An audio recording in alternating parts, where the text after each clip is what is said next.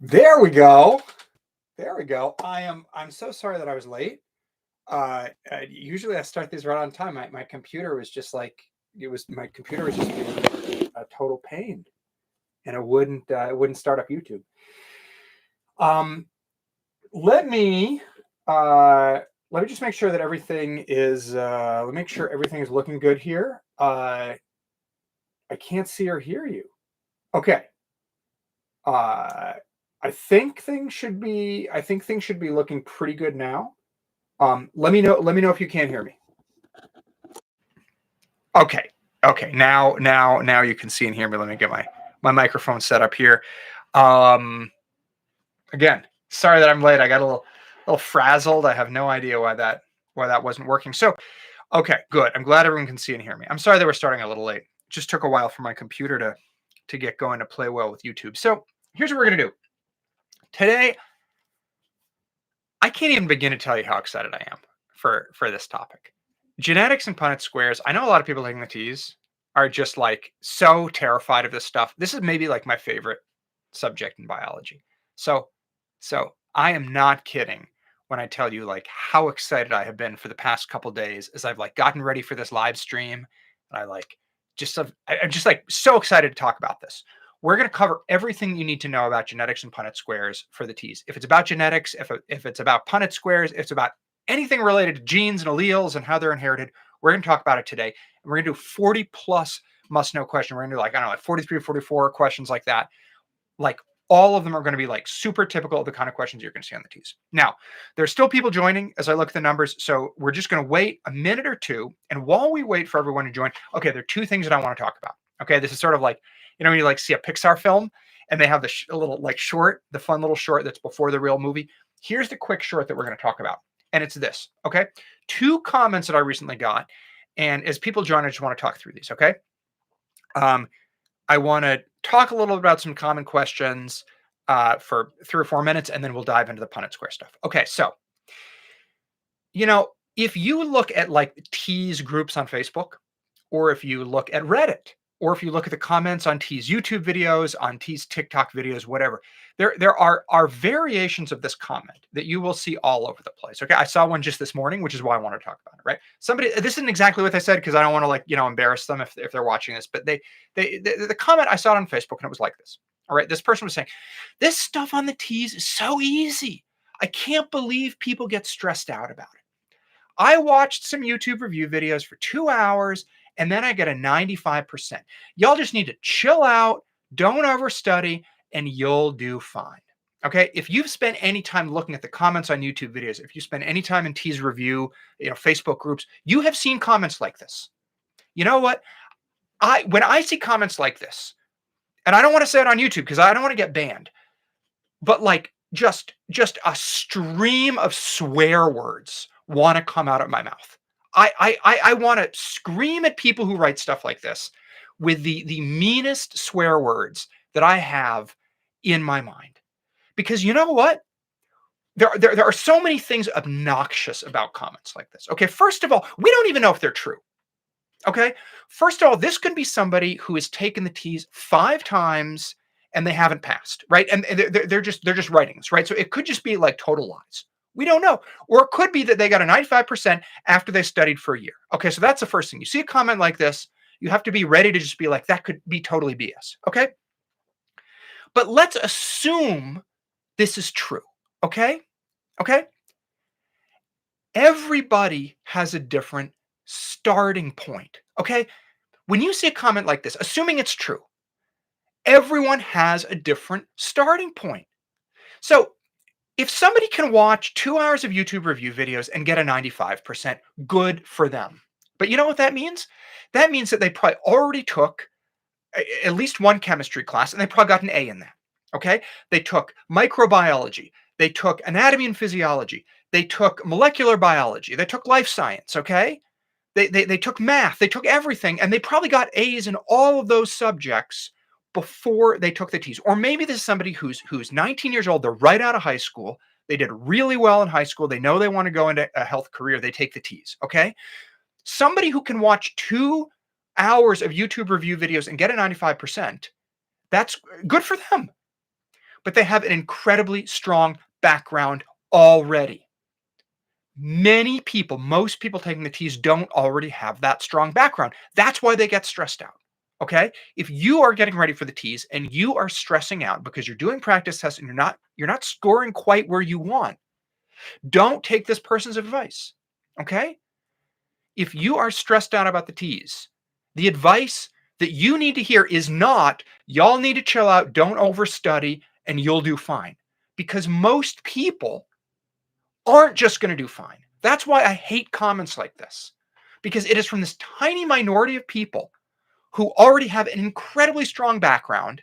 They watch 2 YouTube videos, 2 hours of YouTube, and they say, oh, that's all you need to do. Anyone who needs to do more than that, oh, you're overstudying. It is so obnoxious because most people are not in that boat. Most people have to study. They have to study their butts off. They're studying in the evening after they put their kids to bed. They are studying in the morning before they go to work. They're getting up at 4:30 a.m. so they can study, get in a couple hours of studying before they go to work. They do not need to hear your BS advice of chill out, don't overstudy, you'll do fine.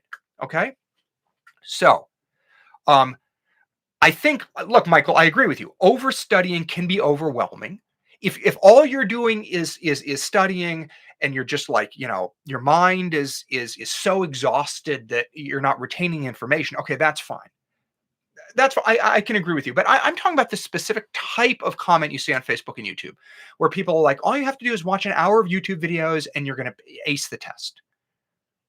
That is very, very rare. And it irritates me because there are people who take this bad advice and then they get a 42%, right? And they ruin their shot at applying that season. That's why I get so angry about this, because this advice for many people, for most people, is really bad advice. People take this advice, they don't study, they chill out. They say, "Oh, well, I guess this stuff is easy. I guess I don't really need to study," and then they get 40%. Okay, and so that's why I get angry about this, and it also irritates me because it's like everybody has a different background. Things that are easy for one person are hard for another person, right? So when you're like, "Oh, this is so easy. All I had to do is watch 2 hours of YouTube and I got a 95." Good for you. But the only reason to say something like this is to make you feel good and to make everyone else feel bad. That's another reason why comments like this bother me so much, right? They make you feel, the person who's right, they feel great. Oh, I'm so smart. It only took me 2 hours of YouTube to get a 95. Okay, good for you. But it makes everyone else feel like crap. Everyone else who is studying their butts off, it makes them feel like crap. Okay? Good for them. If you can watch 2 hours of YouTube and get 95%, great. Good for you. Most people are not in that boat. It's like somebody who makes like $1 million a year being like, oh, I always pay cash for my BMWs. It's like, good for you. If you can buy a BMW and pay cash for it, good for you. Most people don't make $1 million a year and just have a BMW's worth of cash lying around. So that's kind of how I see comments like this. So I just want to say that. If you spend any time on Facebook, any time on YouTube looking at the comments, you're going to see comments like this. When you see them, just brush them off. Just don't even get drawn in. Okay? Most people can't study for 2 hours and get a 95%. If somebody's bragging about it, you don't even know if they're telling the truth, but assuming they are, good for them. Look at it, move on. They post the comment to make themselves feel good, to make everyone else feel crappy. Move on. Most people can't study for 2 hours and get a 95%. Okay? So, anyway, you can tell, I got all worked up about this. Some people can't help themselves. They love putting others down, as you said, only to make themselves feel good.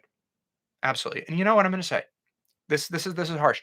Somebody who has this this attitude towards others, they're not going to be good in healthcare, right?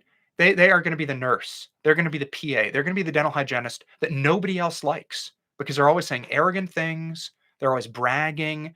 So it's like, okay, great. You studied for 2 hours and you aced the TEAS. Congratulations. You can now go to nursing school and you can be the nurse that everyone hates. Good for you. Most people need to study. Most people need to bust their butts. And that is admirable. Anyone who is studying hard to bust their butts, to do well, that is somebody that I'm proud of. Good for them. Okay. One other, I know that took a little bit longer than I meant to take, but it's just like you can tell I get all worked up about this because it's just like I get so angry when I see comments like this because they hurt people in so many ways. Here's the other one that I wanted. This was an email that I got the other day. Okay. And the person said, "Hey, not sure if you know, there are other TEAS YouTube channels that cover the information way faster than you do." They're writing this to me, right? Like you spend maybe 2 hours teaching atoms, but most TEAS videos covered in like 5 or maybe 10 minutes tops. No offense. I love it when people say that. No offense. But why should I waste my time with your videos if they are so much longer? Okay. So first of all, like I'm not really, if I'm sort of kidding, I'm not really offended by this at all because I think everyone should be careful about how they're spending their time. I think it is completely this person is right. This person is 100% right. Most tease videos on YouTube cover things way faster than I do. There is another YouTuber who makes a lot of tease videos. She has a video on genetics and Punnett squares and it's 18 minutes long. Okay, that's what we're talking about today. We're talking about genetics and Punnett squares, and I guarantee this video is going to be a lot longer than 18 minutes. Okay, so it is completely natural for you to be like, Tyler's videos are longer, and there are other videos out there that are like 5 or 10 minutes on the same topic that Tyler spends like an hour, 2 hours. Okay, so there's nothing wrong with asking this question. And here would be my response.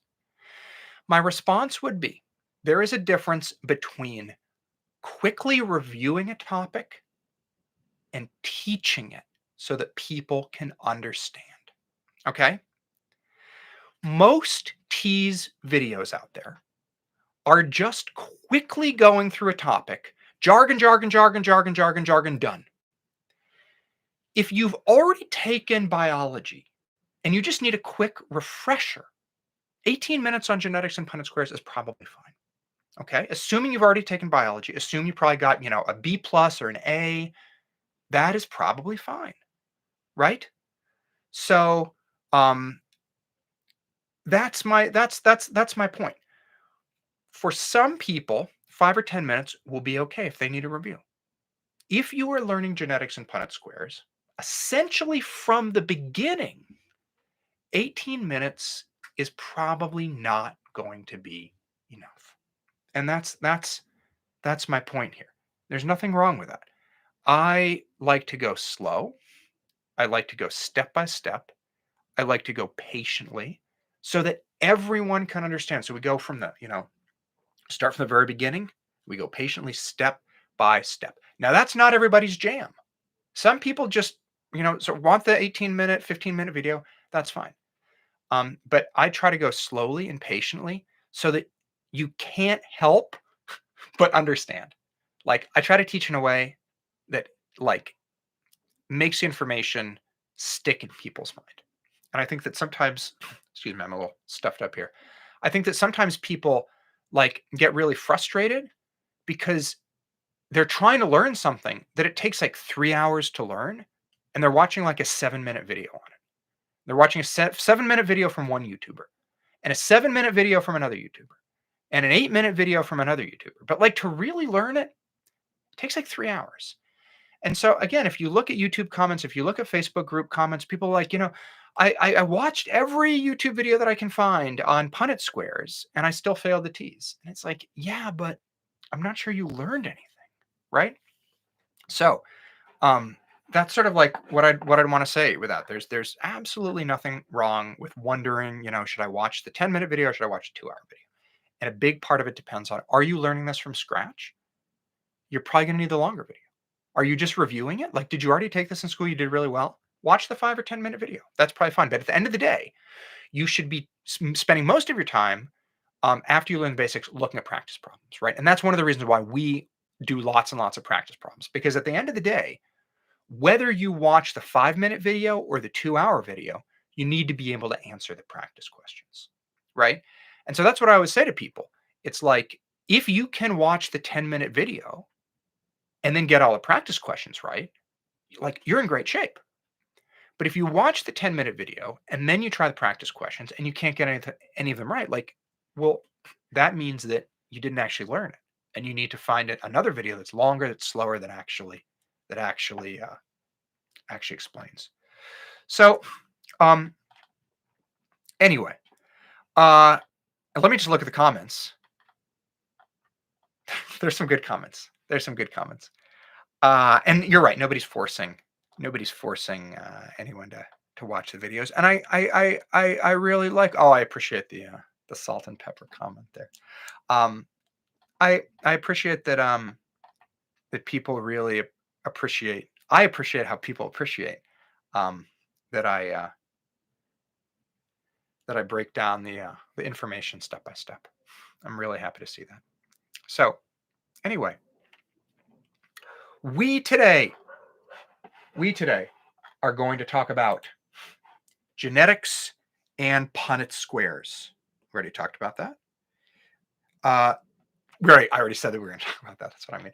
We're going to be looking at genetics and Punnett squares. I have kind of these 8 topics. These are what I consider sort of the 8 big T7 life science main topics. And I'm making live streams that are covering all of these. Today, obviously, we're going to look at genetics and Punnett squares. Next week, I want to focus on DNA. We're going to be looking at DNA, genes, and chromosomes. I'm considering that sort of one topic. And then we're going to be looking at DNA, RNA, and protein. That's going to be another topic. And then I think we'll finish, hopefully at the end of the week, next week, on microbiology. Viruses, bacteria, fungi, essentially like things that make people sick, and how we can observe them, how they grow, what kind of diseases they cause, and stuff like that.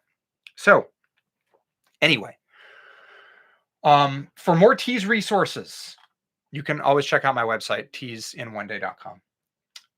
Okay, here's what we're going to talk about today. We're going to talk about all this stuff. Okay, we're like, just in case like you've heard any of these terms in practice questions, seeing them on Facebook groups, they have like freaked you out or anything. We are going to talk about all this stuff: genes, alleles, and traits.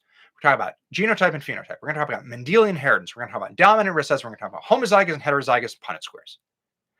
And then we're going to get into stuff that's a little bit more tricky that also shows up on the TEAS. In fact, some of this tricky stuff, because the TEAS is the TEAS, some of this tricky stuff shows up more often than the basic stuff. So we are going to look at what we call non-Mendelian inheritance, stuff like the ABO blood system. ABO blood system, it's all about genetics. ABO blood system is almost always on the TEAS. You see it all over practice questions. Definitely know the ABO blood system. We're going to talk about codominance. We're going to talk about partial incomplete dominance. And then we're going to talk about non-inherited traits. They kind of don't follow a pattern where they're passed from parent to offspring or from parent to children. So that is everything that we are going to talk about today. I want to be organized. I don't usually do this. I got notes today. I got notes today because I want to make sure that I'm not like, going all over the place. Usually when I do this stuff, I'm kind of doing it from memory, but I'm going to put my notes up here so that I talk about everything in the correct order, and I try not to get anything confused. First sip of water. And as I talk through this, let me know if you have any questions. Okay. Let me know, like, if right off the top of your head, there's anything that I can help with. Okay, give me 1 second. I just want to, as I start getting into the teaching here, I just want to set up this window. Okay, that looks pretty good. Looks pretty good for me. Try it just like this. Okay, all right, let's get going. So, genetics. I'm going to start with a quick introduction, and we're going to go over a lot of the vocabulary and terms that you're going to see when you take the TEAS. Now, the first thing about genetics is about traits and characteristics. And at a very high level, we're going to say that traits and characteristics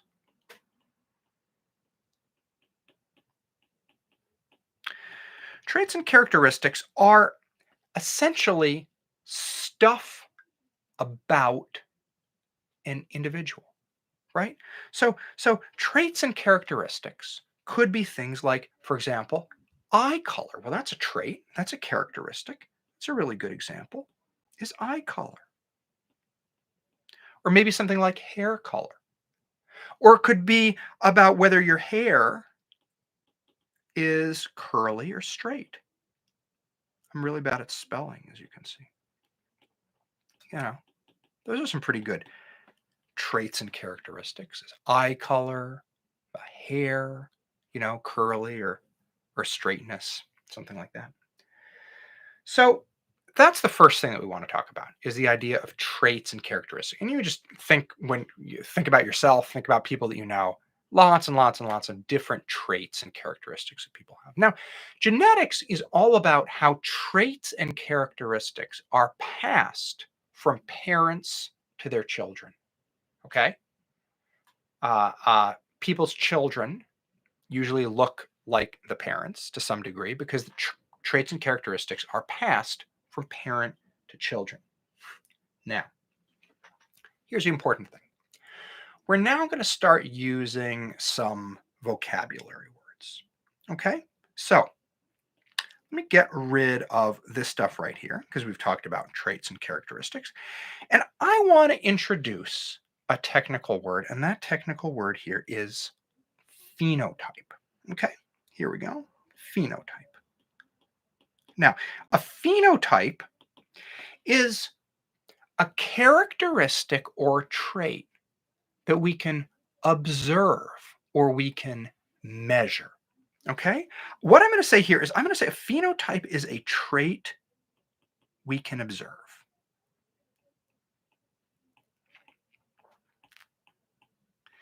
What is an example of a phenotype? I'll give you an example of a phenotype. What is a trait that we could observe? Well, how about it's that somebody has blue eyes? Huh. It's a pretty good phenotype.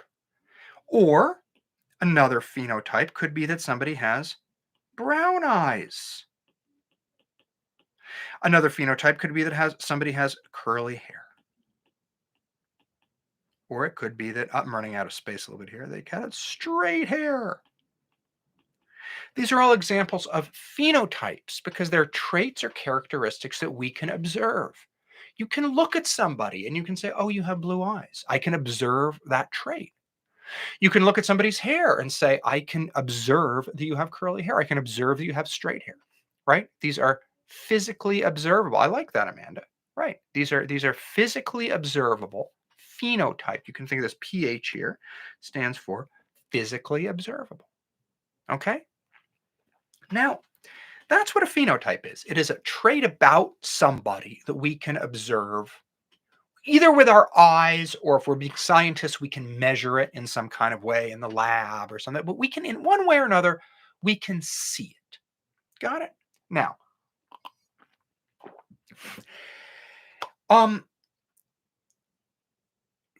phenotype and traits that we can observe are caused by genes. And we carry genes on our DNA in our chromosomes. And it's the DNA that we're actually getting from our parents. Okay? So there are genes for different traits. There are genes that give information about different traits. Okay? And that's not a surprise to anybody, right? There are genes for different traits.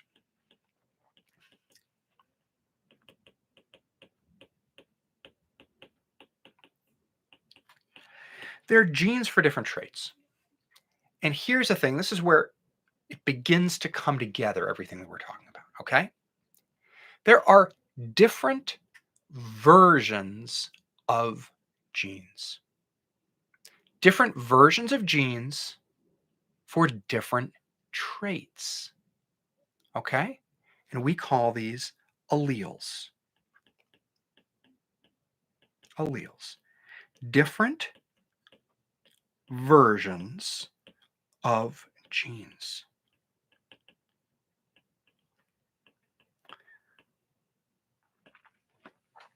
Alleles are different versions of genes.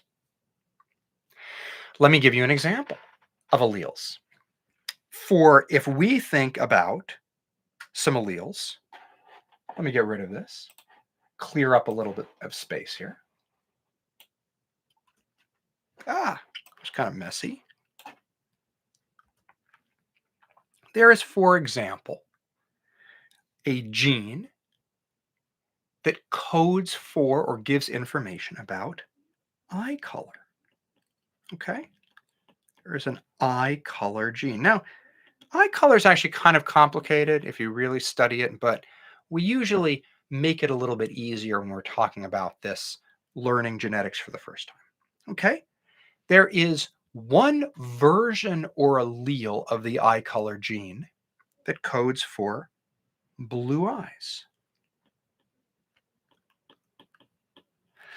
And we usually, when we're talking about the blue eye version or allele of the gene, we use a lowercase b. There is also a version of the eye color gene that codes for brown eyes, and we give that a capital B. So what we can do is we can call these two versions of the gene, let's say these are versions of a gene, and we call them alleles. So just in this example here, we have our eye color gene, and we're talking about two versions of that. We have a blue eye version of it that we abbreviate with a little b, and we have a brown eye version of it that we abbreviate with a capital B. These are versions of a gene, and we call them alleles. Okay? So just to review everything that we talked about, a phenotype is an observable trait. For observable traits, we have genes that give information about those traits. And there are different versions of genes that we call alleles. So for eye color, we have a blue eye version of that gene, it's an allele. We have a brown eye version of that gene, we call that an allele. Now, let's see how all of this stuff comes together. Let's look at two different phenotypes that we can have, okay? We can have brown eyes.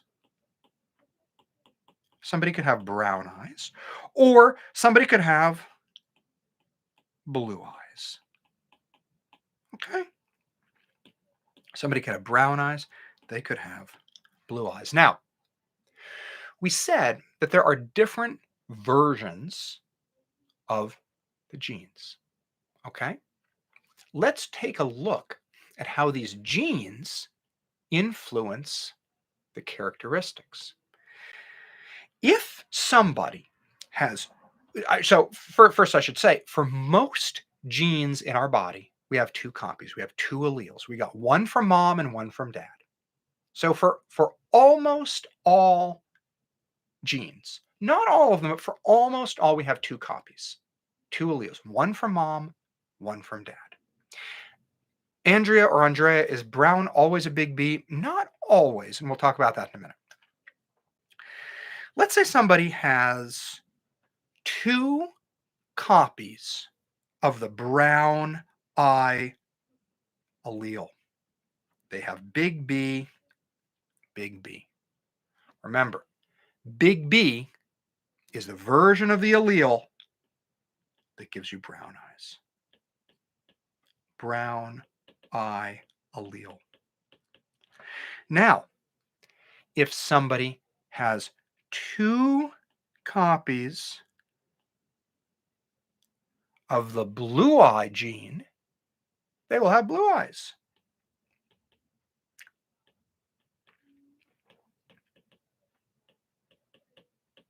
Okay?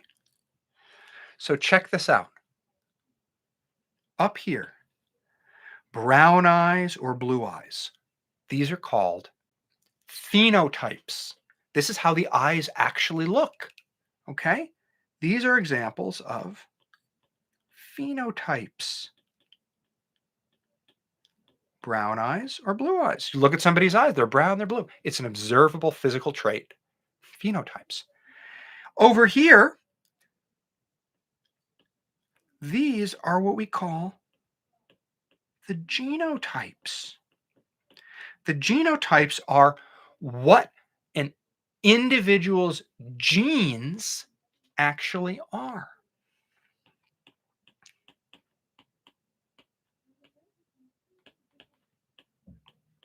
So if you have a genotype of 2 brown eye alleles, your phenotype is brown eyes.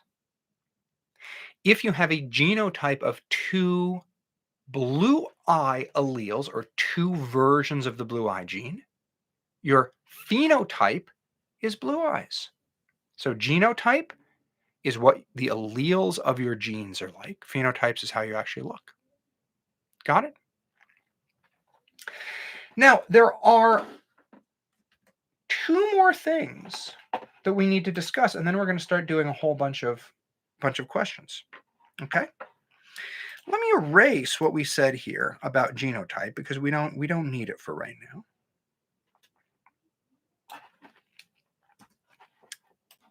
Come on, there we go.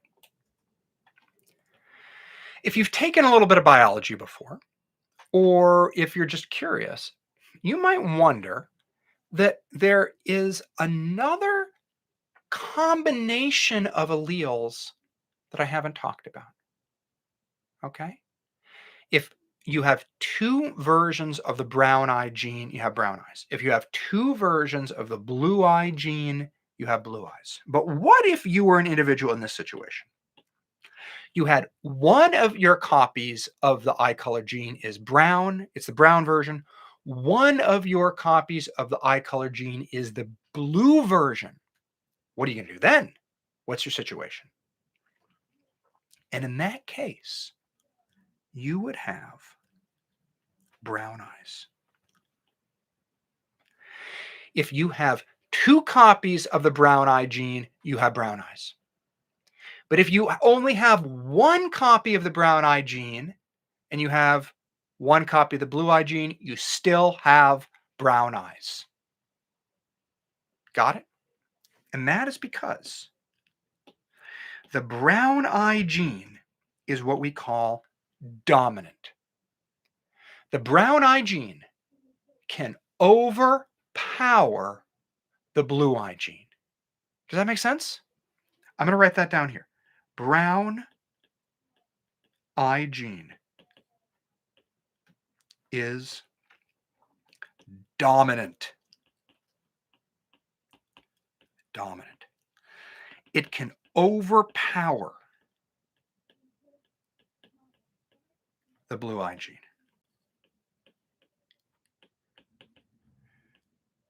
So that means that even if you only have 1 copy of the blue eye gene, of the brown eye gene, 1 copy of brown eye, 1 copy of blue eyes, the blue doesn't matter because it gets overpowered by the brown eyes. Is brown always dominant? In eye color, we assume that it is. It's a little more complicated than that, but the TEAS doesn't know that. Why does it overpower? Now, that's a very good question.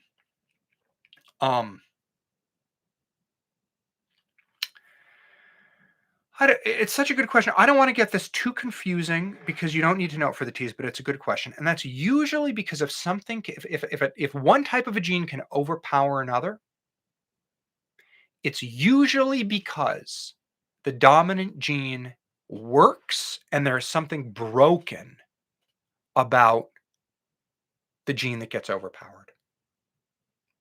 And we'll just kind of leave it at that for right now. But usually that's how it works. Usually that's how it works. It's like if I have 2 heaters, okay, and one works and the other is broken, it's still going to be able to heat my house. That's kind of like how it works.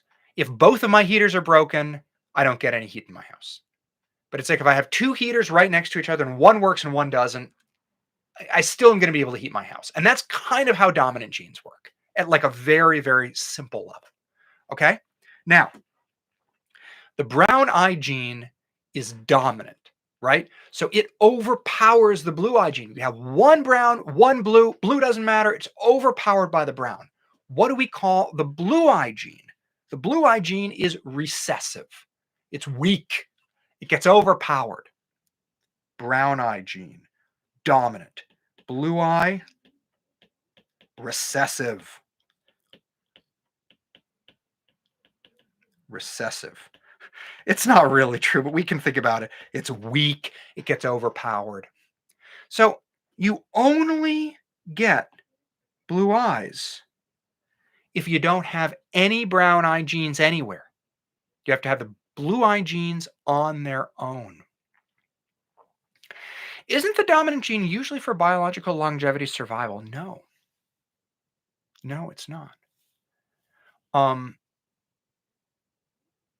it's often, sometimes, but plenty of the time, no. No. Whether or there are times in which it's good to have the dominant gene. Other times, people are better suited if they have the recessive genes. It really depends on the environment where they live, how other genes play out, and all that sort of stuff. But all you need to know for this is that the strong version, the strong allele of a gene is dominant. A dominant gene can overpower the weaker alleles or versions of that gene, which are recessive. What about people with blue eyes and their parents have brown eyes? We're going to talk about that today. It's a great question. We're going to see how that's possible. We're going to see how that's possible. There are just a few more things that we need to discuss before we can get ready to do the problems. And that's a little bit more nomenclature here. Are there any other questions about this stuff, though? Okay. We need some words to discuss these genotypes. Remember, these are all genotypes. Big B. Oh, yeah. Oh, I should say this too. I forgot to say this. Dominant versions or alleles of a gene are uppercase. Okay. Dominant.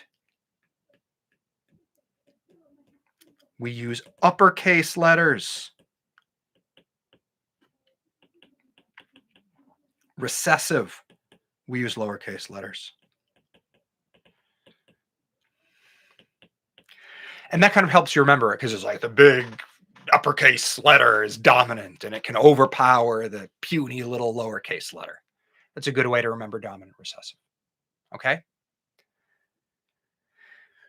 These different combinations of alleles, there are specific names for them. Okay?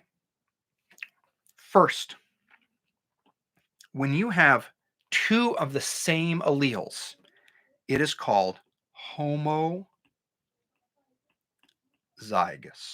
So little b is homozygous, and big B little b is, big B is homozygous. Homo means the same. These are homozygous. But there's a difference, okay? Little b, we call that homozygous recessive because little b is recessive. Big B, we call that homozygous dominant. Homozygous dominant. Big B, homozygous recessive, little b.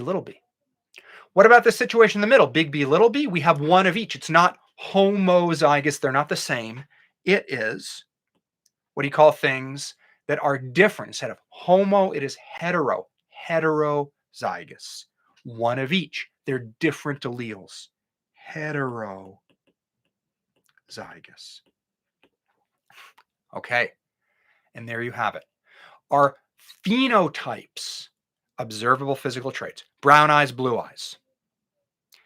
The genotypes are the combinations of alleles that give you a different phenotype. So we have big B. That is a homozygous dominant genotype that gives you a phenotype of brown eyes. Big B, that is a heterozygous genotype or combination of alleles that gives you brown eyes. The genotype that gives you blue eyes is little b, homozygous recessive. Brown eyes is dominant to blue eyes. That means that even a single gene for brown eyes can overpower a gene for blue eyes. You only see blue eyes when you have the versions or alleles of the blue eye gene all by themselves. Okay. Any questions about this? If they're not, we are ready to dive into some practice questions. Let me know. Let me know if you've got questions.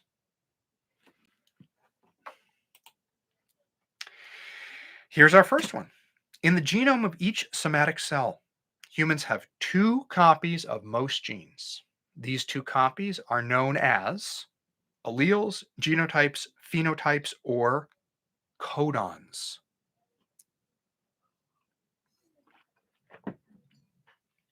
Give you a minute to think about it.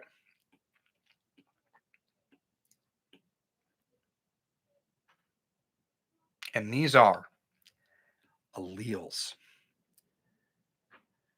Alleles are the different versions of the same gene. Genotypes are the combinations of alleles. So we might have big B, big B, big B, little b, little b, little b. Phenotypes are the observable traits like blue eyes, etc. And codons, those are 3 nucleotide combinations that we're going to talk about that next week. But alleles are the different copy. The 2 copies are known as alleles. Okay. So, next one. Humans have 2 copies of the primary gene determining eye color. In a particular individual, 1 copy of the gene codes for brown eyes, capital B, and 1 copy of the gene codes for blue eyes. These 2 genes are referred to as.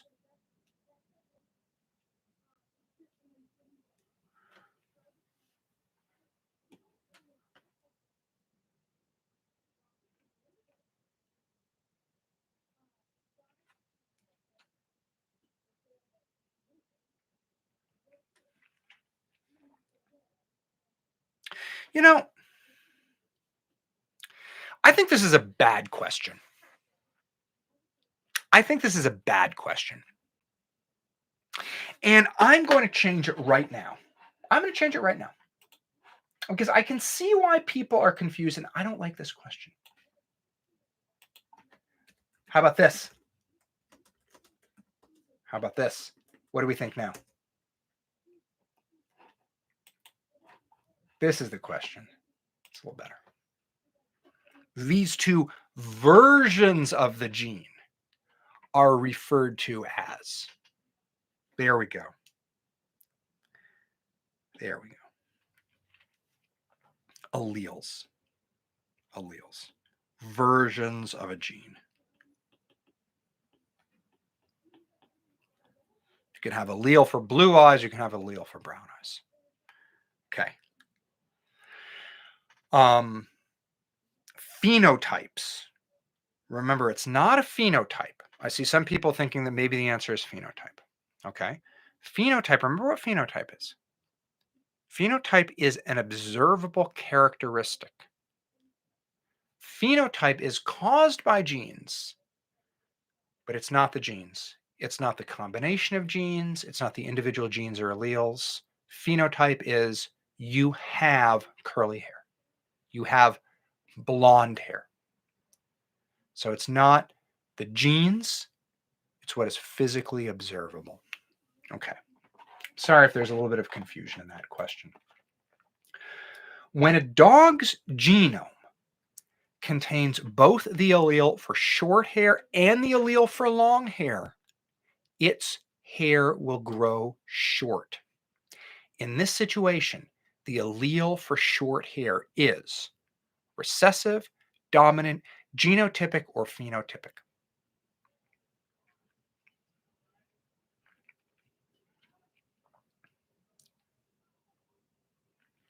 So let's think about this. We have short hair and long hair. A dog has 2 copies of the hair gene. Short hair version, long hair version. But if they have 1 copy of that short hair, their hair is going to be short. And so that means that short hair is dominant. The short hair gene overpowers the long hair gene. It doesn't matter that they have a long hair gene. The long hair gene is recessive, so it gets overpowered by the short hair gene. A pea plant's genome contains both the allele for tallness and the allele for dwarfism. If a plant is tall, what is true of the genes? Tallness is dominant and dwarfism is recessive. Dwarfism is dominant and tallness is recessive. Dwarfism and tallness are codominant, or it cannot be determined from the provided information. What do we think here? Yeah. Tallness is dominant. If you have both the gene for tall and dwarf, the dwarf doesn't matter. The tall predominates. The tall overpowers the dwarfness. Tallness is dominant. Dwarfism is recessive.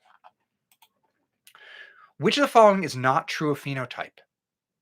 It can be observed by scientific methods. It can be observed by examining genes on DNA. It can change during an individual's lifetime, or it can be influenced by environmental factors. Think about this for a minute, and then we're going to talk through it. This is the kind of question that TEAS loves to ask about phenotype and genotype and all that kind of thing.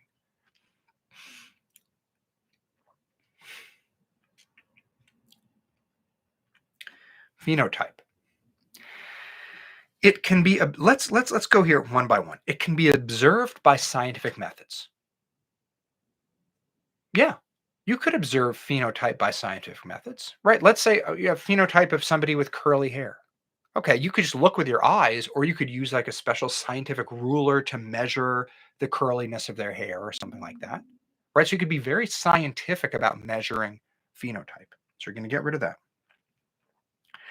It can be observed by examining genes on DNA. We're going to talk about that in a minute. Let's just leave it there. It can change during an individual's lifetime. Okay, think about this. Can a phenotype change? Yes, a phenotype can change. There are some people who are born with gray eyes that turn green, and then as they grow up into adults, the eyes become blue, and then they're blue for the rest of their life. Okay. And when that happens, there are other genes that are at play there. So it's not always as simple as we make it seem when we talk about dominant recessive genes, but that can happen, right? Think about how tall somebody is, right? You can determine how tall somebody is by looking at them, but a little baby isn't very tall. A little baby might have genes for being tall and they grow into a tall adult, but when they're a baby, they're not very tall. So yeah, their phenotype, their observable characteristics can change during an individual's lifetime. These are questions that TEAS loves to ask. And they always like to try to trick people like this. But yes, phenotype observable characteristics can change during an individual's lifetime. Sort of like to the naked eye, but I think that would be relative at some point. Yeah, Cara, I think I know what you're getting at there. It's like gray hair, right? Somebody can have brown hair, black hair when they're young, and then the hair turns gray, right? There the phenotype changes, okay? It can be influenced by environmental factors. Think about that. Can observable characteristics be influenced by environmental factors? Absolutely. Let's imagine that somebody lives in an environment where they're not able to get enough food. Okay, they may be abnormally short. They may be abnormally skinny. Maybe they have genes to be very tall, but they can't grow very tall because they don't have enough food. Maybe somebody has dark black hair and then they like go through a tremendous amount of stress and their hair turns gray, right? So observable characteristics can definitely be influenced by environmental factors. Finally, it looks like what we're left with is it can be observed by examining genes on DNA, and that makes sense.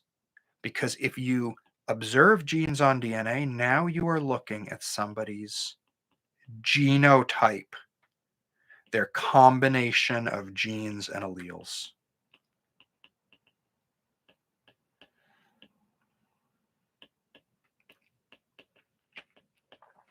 Okay.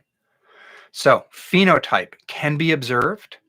It can be observed by your eyes often, but it can also be observed by scientific methods. It can change during an individual's lifetime. Somebody's black hair can turn gray. It can be influenced by environmental factors. Somebody's dark hair can be bleached by the sun if they spend all day long in the sun, right? So phenotype, observable physical traits can change. They can be influenced by environmental factors. This is so important. The TEAS is going to try to trick you on this. The TEAS is going to bring up phenotype, and people are going to be like, oh no, it can't change during an individual's lifetime. Not true. Phenotype can change. Make sure you know this. Okay, keep going. Choose a correct statement regarding genotype and phenotype. Genotype refers to the observable characteristics of an organism, while phenotype refers to its genetic makeup. Genotype is determined solely by environmental factors, while phenotype is determined by genes. Genotype refers to the genetic makeup of an organism, and phenotype refers to its observable characteristics. And finally, both genotype and phenotype are always fixed and cannot change throughout an organ. Both genotype and phenotype are always fixed and cannot change throughout an individual's lifetime. What do we think? What do we think? Let's go one by one. A, genotype refers to the observable characteristics of an organism. No, we can get rid of it right now. Observable characteristics of an organism, that's phenotype. Cross it off.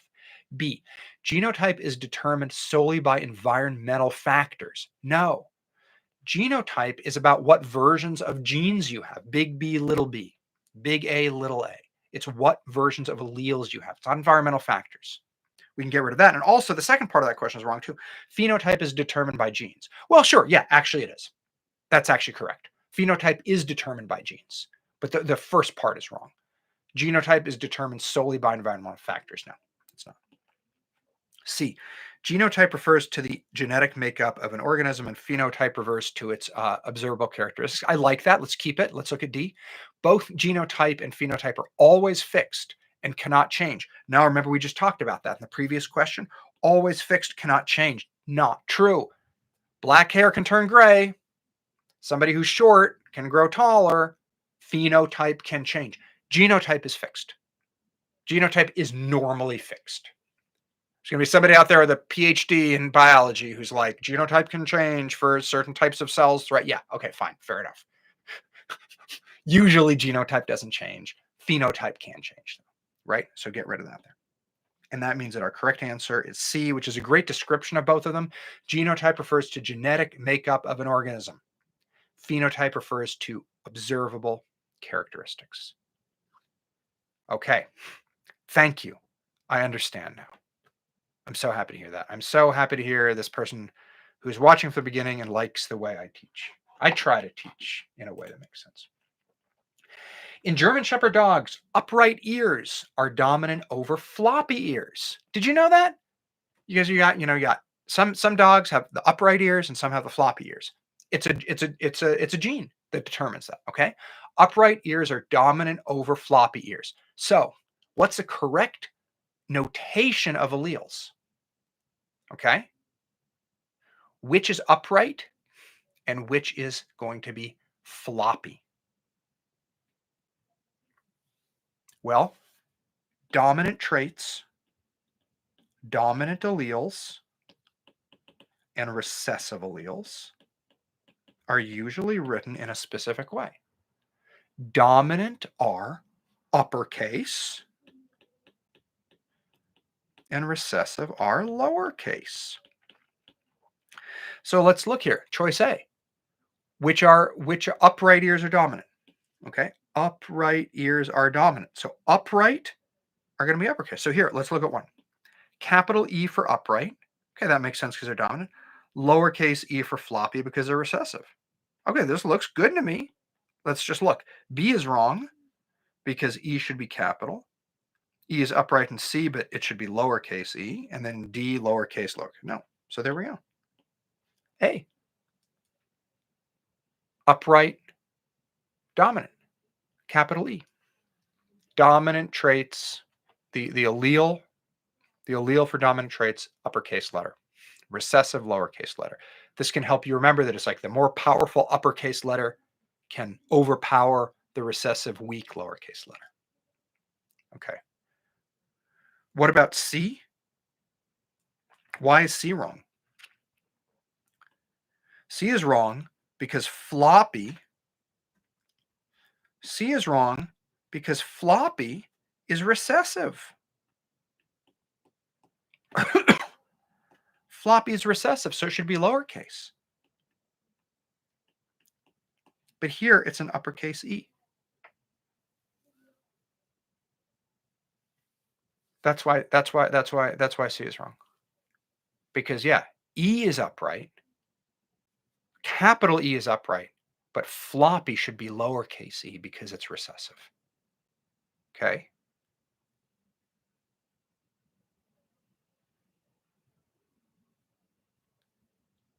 I don't think I understand the question there for why C is wrong.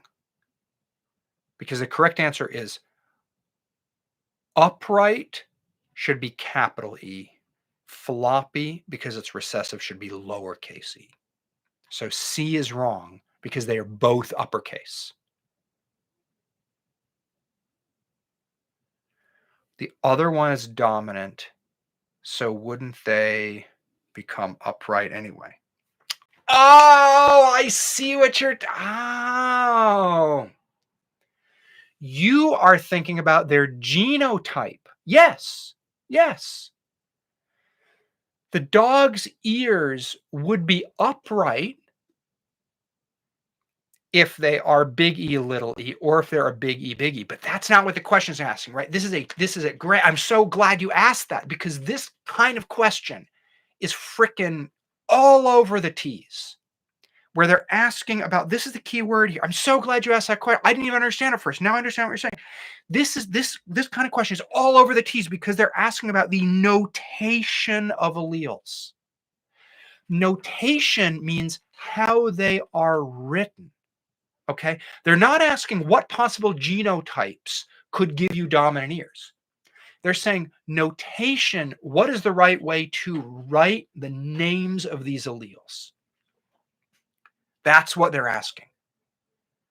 So they're asking, how do you write the alleles? What should be uppercase? What should be lowercase? I like, you look at official TEAS practice problems. This kind of question is all over the place. I ask you about the notation. They're not asking you what is a genotype, what are the combinations of genes that are going to give you floppy ears, upright ears. No, they're asking which should be uppercase and which should be lowercase. Okay, I hope that has answered your question.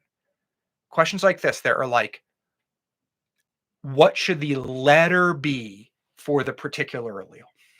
So I want to make sure, thank you for asking that question. Make sure you understand what's going on here. We're talking about the notation of alleles, whether we use a capital letter or a lowercase letter for the specific alleles. Okay, make sense? Let me know if you have any questions. What is the difference between dominant and recessive traits? A dominant trait is expressed only when two copies of the allele are present, while a recessive trait is expressed when one or two copies are present. A dominant trait is expressed in the presence of a dominant allele, whereas a recessive trait is expressed only in the absence of a dominant allele. Dominant traits are always more common in a population than recessive traits. Recessive traits are typically beneficial, while dominant traits are often harmful. Now, for the T's, there's something that I always say. If you watch my videos, if you do my live streams, there's something I say all the time, and that is stick with what you know. Don't choose an answer that you're not sure about. Whenever you see answer choices that you are confused or you're not quite sure what to choose, ignore the stuff that you don't know about and try to find one answer choice that you do know. Let's start from the end. Let me show you what I mean. Recessive traits are typically beneficial while dominant traits are often harmful. Have you learned that? Do you know that? Did I say that? No. Don't know. Okay. C. Dominant traits are always more common in a population than recessive traits. Do you know that? Did you learn that? Did I say that? No. Then don't pick it. A dominant trait is expressed in the presence of a dominant allele, whereas a recessive trait is expressed only in the absence of a dominant allele. That sounds pretty good. Absence of a dominant allele. You have to not have the dominant allele to get the recessive trait. Okay? Let's look at A. A dominant trait is expressed only when two copies of the allele are present, while a recessive trait is expressed when, no. A dominant trait is expressed when you have two copies of the dominant allele or when you only have one copy of the dominant allele. So we can get rid of this. So that means we get rid of A. We get rid of C and D because we never heard about this stuff before. And instead we choose B, which is just a description of stuff that we've already learned. So when the TEAS throws terms at you that you don't understand, that you don't know, that you've never seen before, try to find one answer that you know is correct. You can ignore everything else if you can find one answer that you know is correct. What is correct about genotype? It is hereditary information present on chromosomes. It can typically change over the lifetime of an organism. It refers to observable characteristics of an organism, or it is determined by a combination of environmental and social factors. What do we think here? A, it is hereditary information present on chromosomes. Hereditary means stuff that is passed down from one generation to the next. And genotype refers to genes which are indeed present on chromosomes. So I think A is pretty good, but let's look at the others. It can typically change over the lifetime of an organism. No. The genes that you have stay the same over the lifetime of an organism. The phenotype, the observable characteristics, they may change. But the genotype, the combination of genes you have, does not typically change. C, it refers to the observable characteristics of an organism. No, what is that? That is phenotype, not genotype. Observable characteristics, phenotype, not genotype. Okay. D, it is determined by a combination of environmental and social factors. For the most part, environment does not change your genes on your chromosomes. Social factors do not change your genes. They do not change the combination of alleles that you have in your cells. So we can get rid of that and we can choose A. Once again, a couple things in here that you might have been a little bit like, I don't know about that. Combination of environmental social factors. Well, as I always say, is there one thing that you can choose that seems right? Hereditary information present on chromosomes. This kind of might be the example of another type of question where we get rid of everything that we know is false and then we choose A. Okay? So let's move on here. In certain dogs, curly tails, capital D, are dominant over straight tails, lowercase t. D. Did I say D or T? You know what I meant. Capital T is curly tails. Straight tails are lowercase t. Which genotype would produce a dog with a straight tail? We have four choices. Curly tails, capital T, dominant over straight tails. What genotype do you need to get a dog with a straight tail? Think about it.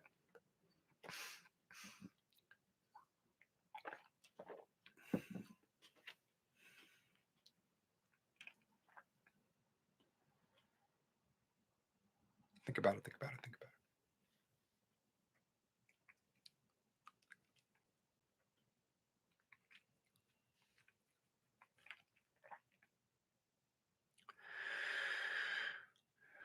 So curly tails are dominant.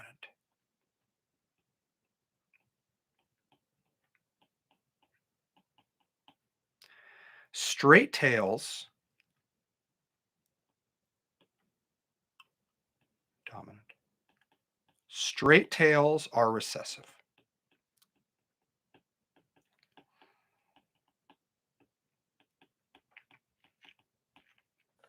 Think about the different combinations of genes or alleles that this dog can have. It could have capital T, capital T.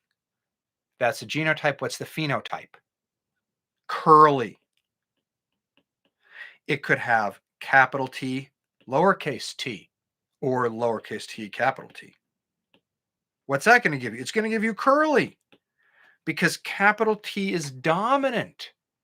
The only way to get a straight tail, if it's recessive, is to make sure that there's no dominant allele at all. You're going to need little t, little t. Little t, little t. Is the only way that you can get a straight tail. Okay? Okay? I see there are some sort of questions here. This might be a little bit confusing for some people. I want to make sure that everyone understands this because this is like so important here, right? Curly tails are dominant over straight tails. So that means that anytime you have a curly tail gene, you're going to get a curly tail dog. Capital T, lowercase t, curly, because there is a dominant allele in there. Lowercase t, capital T, that's curly again, because you have a capital T. The only way, because straight tails are recessive, the only way to get a dog with a straight tail is to make sure that there is no curly tail allele in there. You cannot have even one capital T, because a capital T, a curly tail, will overpower a straight tail. You have to have lowercase t, lowercase t. That's the only way to get a straight tail. Because if you have a one curly tail capital T, it overpowers the straight tail recessive. So we're going to do lots of other examples like this. For the last thing I want to do is like make anyone feel bad. But if you're struggling with this a little bit, really got to make sure that we understand this because it's all over the T's. I want to get you ready for the T's.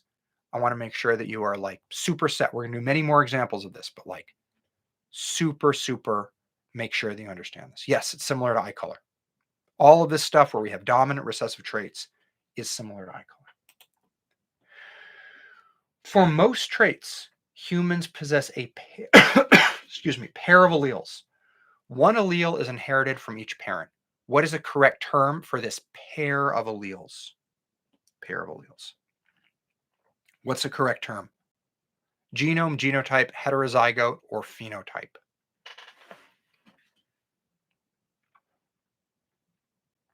The pair of alleles could look like, I don't know, uppercase A, lowercase a, uppercase A, uppercase a, lowercase a, lowercase a.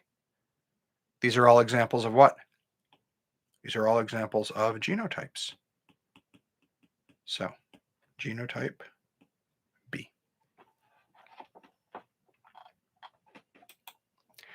Select the combination of alleles written with the correct notation. So remember, when the TEAS says notation, we are trying to figure out, should the letters be capital or should they be lowercase? That kind of thing. I want you to look over this and see if you can figure this out.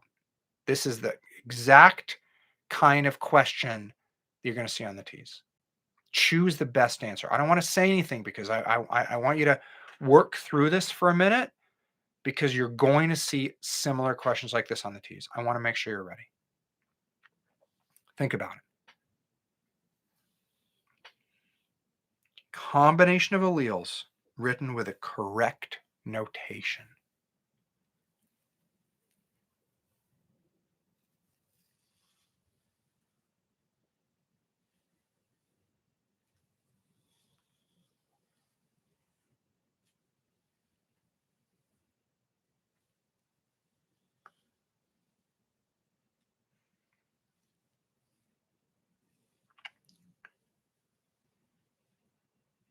I don't want to shame anybody, but everybody is wrong. Nobody has chosen the correct answer. And there's only one correct answer here. This is not a select all that'll apply. There's only one correct answer.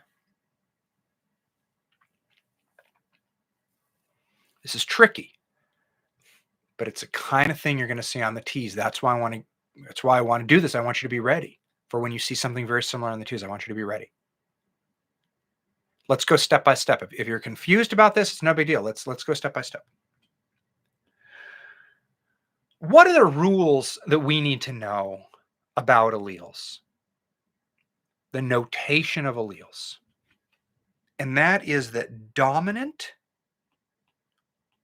is uppercase and recessive is lowercase. Okay, so let's look at one. A, dimple on the chin is dominant. Did you know that people who have a dimple on the chin, that is a genetic trait. That's dominant. Smooth chin is recessive. Are the letters right there? No, they are not. Because if a dimple on the chin is dominant, it should be an uppercase letter. Cross it off. Smooth chin recessive should not be a capital letter. It should be flipped. B, can roll. People who can roll their tongue. People who can roll their tongue like that. That's a dominant trait. It's a genetic trait. There are also people going to be a W with their tongue. That's also a genetic trait. I cannot do that. If you can roll your tongue, that's a dominant trait. Some people just can't do it. No big deal. You can't do it. You can live a full, happy life without being able to roll your tongue. Can roll your tongue, that's a dominant trait. Okay, this looks good because we have a capital T. Okay, some people chose this. They saw the capital T and they're like, bam, that's the one. But look at the second part. Cannot roll tongue, N/T. Have you seen that before? I know they're lowercase letters, but have you seen that before? Where we use an N/T for the recessive. No. Dominant is one uppercase letter. Recessive is one lowercase letter. Capital T, lowercase t. Uppercase A, lowercase a. Uppercase M, lowercase m. It doesn't matter what the letter is. People use different letters for different traits. Doesn't matter, but it's the same letter. Uppercase M is the dominant. Lowercase m is the recessive. N/T is gibberish, nonsense. Does not exist in any world, anywhere except for the T is trying to trick you. So B is wrong. If it were can roll tongue dominant uppercase T, cannot roll tongue recessive lowercase t, that would be fine. That would be totally right. But N/T, they're all lowercase. That's super bizarre. Get rid of it. Exists in no planet other than the T is trying to screw you. Okay. C. Earlobes hang free dominant, D, uppercase T. Okay, that looks good. Earlobes attached to head recessive, lowercase r. No. I can see why people would be drawn to this answer because you have a capital letter for the dominant. That's correct. You have a lowercase letter for the recessive. Okay, that's good. But they're different letters. Capital D, lowercase r. No. Capital D, lowercase d, that would be correct. But this capital D, lowercase r, no, that's not right. Probably D is going to be correct. Freckles on the face, dominant. Capital F. No freckles on the face, recessive, lowercase f. There we go. Same letter. Uppercase F, lowercase f. Bam. Dominant, uppercase F. Recessive, lowercase f. That is correct. Whoa. That was tricky. There are TEAS questions that look just like this. where they're trying to bust your butt about the notation of the alleles. Couple rules here. First, dominant alleles, uppercase, recessive alleles, lowercase. But they must be the same letter. They must be just one letter. Capital T, lowercase t, not capital T, n / lowercase t. No, not capital D, lowercase r. Same letter, uppercase, lowercase. I don't think they are proper examples. Are you trying to trick us? I don't think any are proper examples. Are you trying to trick us? Give me more information on that, Car. I'm not trying to trick anybody. Freckles are environmental. Remember we said that phenotype can be related to environment. So somebody could have the gene for freckles, but if they don't ever get any sun on their face, we never really see the freckles, right? And all of these examples here, what you can do, what you can't do, those are absolutely dominant recessive genetic traits. I took them right out of my genetics textbook. So I'm not trying to trick anybody. I'm not trying to lie to anybody. Okay. This is really important. Questions like this are really important. Yeah. Oh, look at this. The next one's about freckles. In humans, face freckles, capital F, are dominant over the absence of freckles, lowercase f. Which genotype or genotypes would give rise to a freckled face? Freckles are dominant over the absence of freckles. Uppercase F, lowercase. Which genotypes would give rise to a freckled face? Big F, big F, big F, big F, and big F, little f? Big F, little f, and a little f, or little f only? If you had trouble with the previous one about the curly tails and straight tails, capital T, lowercase t, spend a little time on this and make sure you really understand what's going on here. Okay? Freckled faces are dominant over the absence of freckles. Which genotypes would give rise to a freckled face?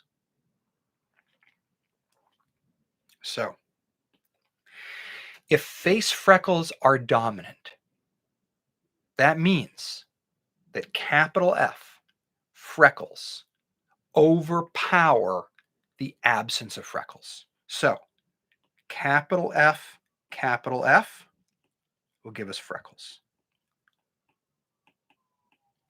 What about capital F, lowercase f? What do we get there? Freckles. Because that capital F overpowers the lowercase f. Lowercase f, no freckles. Because lowercase f is recessive. So the correct choice is this: big F, and big F, little f. For big F, little f, it doesn't matter that one of them is little, because the capital F, the dominant freckle allele, overpowers the no freckle recessive allele. This is so important to understand. Some people chose this one, which is wrong. Capital F, capital F. That will give you freckles, but so will capital F, lowercase f. Okay? Capital F, and capital F, lowercase f. Okay? So important to understand this stuff. If you have any questions, let me know. In humans, Hairline appearance is governed by a gene with two common alleles. The dominant allele, W, produces a V-shaped hairline. The recessive allele, little w, produces a straight hairline. Which statement is correct? A, only the genotype, big W, can produce a phenotype of V-shaped hairline. B, the phenotypes WW and W, big W, little w, can produce a genotype of V-shaped hairline. The genotype WW can produce a phenotype of straight hairline. The genotypes big W, and big W, little w can produce a phenotype of straight hairline.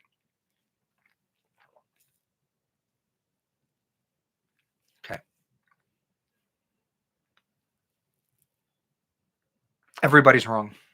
I'm so sorry to say it. I'm so sorry to say it. Every single answer is wrong. B is wrong. B is wrong. And B is wrong because I'm using the exact same tricks that the TEAS uses. I'm trying to get you ready for the tricks that the TEAS is going to trick you with.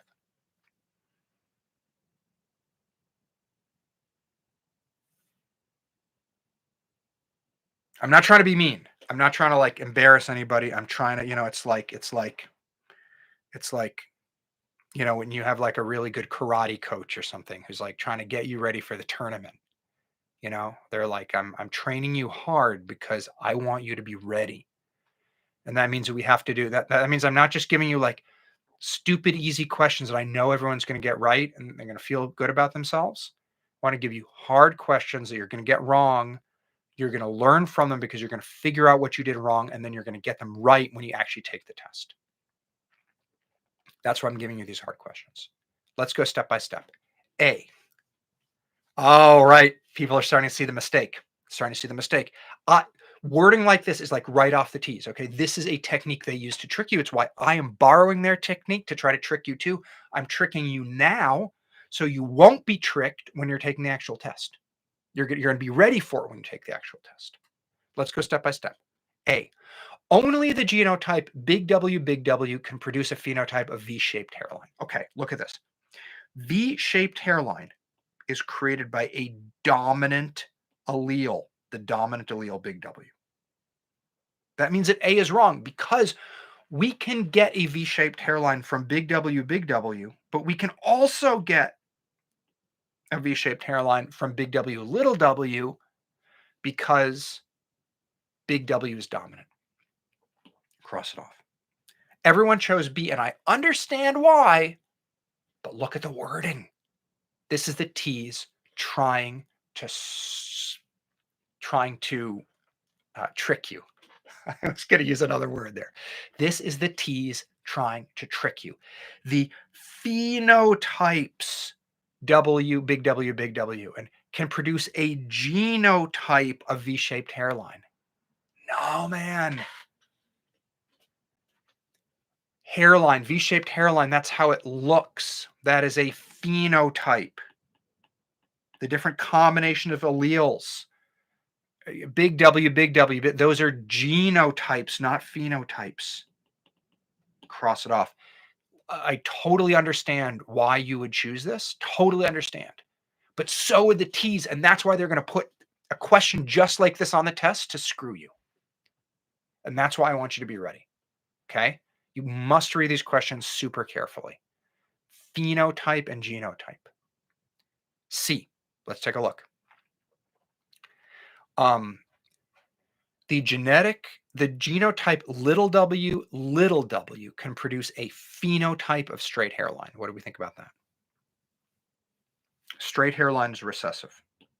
Straight hairline, recessive. Produces a straight hairline. So yes, little w looks pretty good. And D is wrong. Genotypes big W, little w, you know what I'm trying to say, can produce a phenotype of straight hairline. No, because straight is recessive, We're only going to get a straight hairline from little w, if they're both little. Any questions about that? You got to read this stuff carefully. You got to read this stuff carefully. It is so hard. Here's the last one of this section. In fruit flies, gray body color is dominant to black body color. Which of the following statements is true? I'm going to let you read this over. I'm going to let you read this over yourself.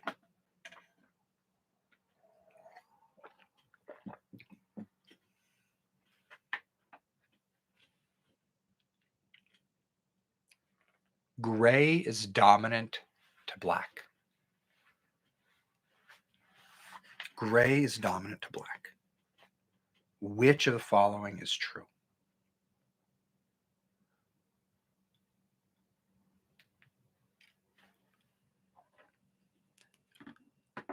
What do we think? If gray is dominant to black, we can think about some big G could be gray.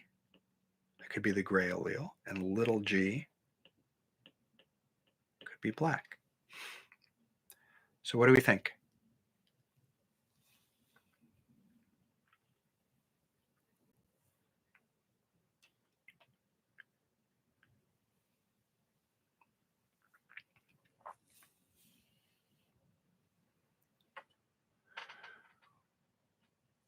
Read the answer really. Read the answer choices really, really carefully.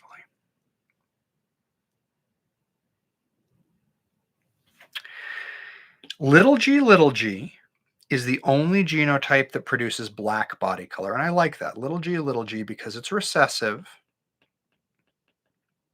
is going to get black body color. I like that. Big G, and big G are phenotypes that produce a gray body color genotype. That looks pretty good until you look at the words. Big G, and big G are genotypes that produce gray body color phenotype. Cross it off. C. Big G is the only genotype, I guess typo there, is the only genotype that produces gray body color. That's not true, because since gray is dominant, we can have big G or big G give us gray. Okay, cross it off. Big G is the heterozygous phenotype. Get rid of it right there. That's not a phenotype, that's a genotype. Cross it off, and that means that A is a correct answer. Okay, good. So the next thing that we're going to do is we're going to talk about Punnett squares. And Punnett squares are a tool that we use to figure out how the genes of parents are inherited by their kids. Punnett squares allow us to figure out the probability that parents with certain genotypes will have kids with certain phenotypes. I can say that without using technical jargon. I can say a Punnett square lets us figure out what traits or characteristics the kids from certain parents are likely to have based on the genes that those parents have. I'm going to give you just one example here, and then we're going to work so many Punnett squares when we do these problems that it's going to become second nature. Let's imagine we have two parents. I want to use an example from earlier, because somebody said, well, how can two people with brown eyes have a kid with blue eyes? Let's see how that's possible. Okay, look at this. Let's say we have two parents. Let's say we have a mom and a dad. There's a mom, there's a dad, and they both have brown eyes. Their phenotypes are brown eyes. Brown eyes. Brown eyes. Mom has brown eyes. Dad has brown eyes. Let's look at their genotypes. It turns out that mom has big B, little b. She has one allele for brown eyes, one allele for blue eyes. Well, she doesn't have blue eyes in real. Her phenotype is not blue eyes because brown eyes is dominant. So it doesn't matter that she has one gene for blue eyes. The dominant brown eye gene cancels out. Dad has the same genotype, big B, little b. Now, we're going to draw a Punnett square to show what the possible genotypes for the kids are. And the way Punnett squares work is you make a little cross like this, and you put one parent's genotype on the top and one parent's genotype on the side. Big B, little b from the mom on the top, doesn't matter, just one parent. And the other parent is big B, little b. When parents have kids, when sperm and egg come together, when you create a baby, essentially you get one allele from mom and you get one allele from dad. And usually those alleles are random.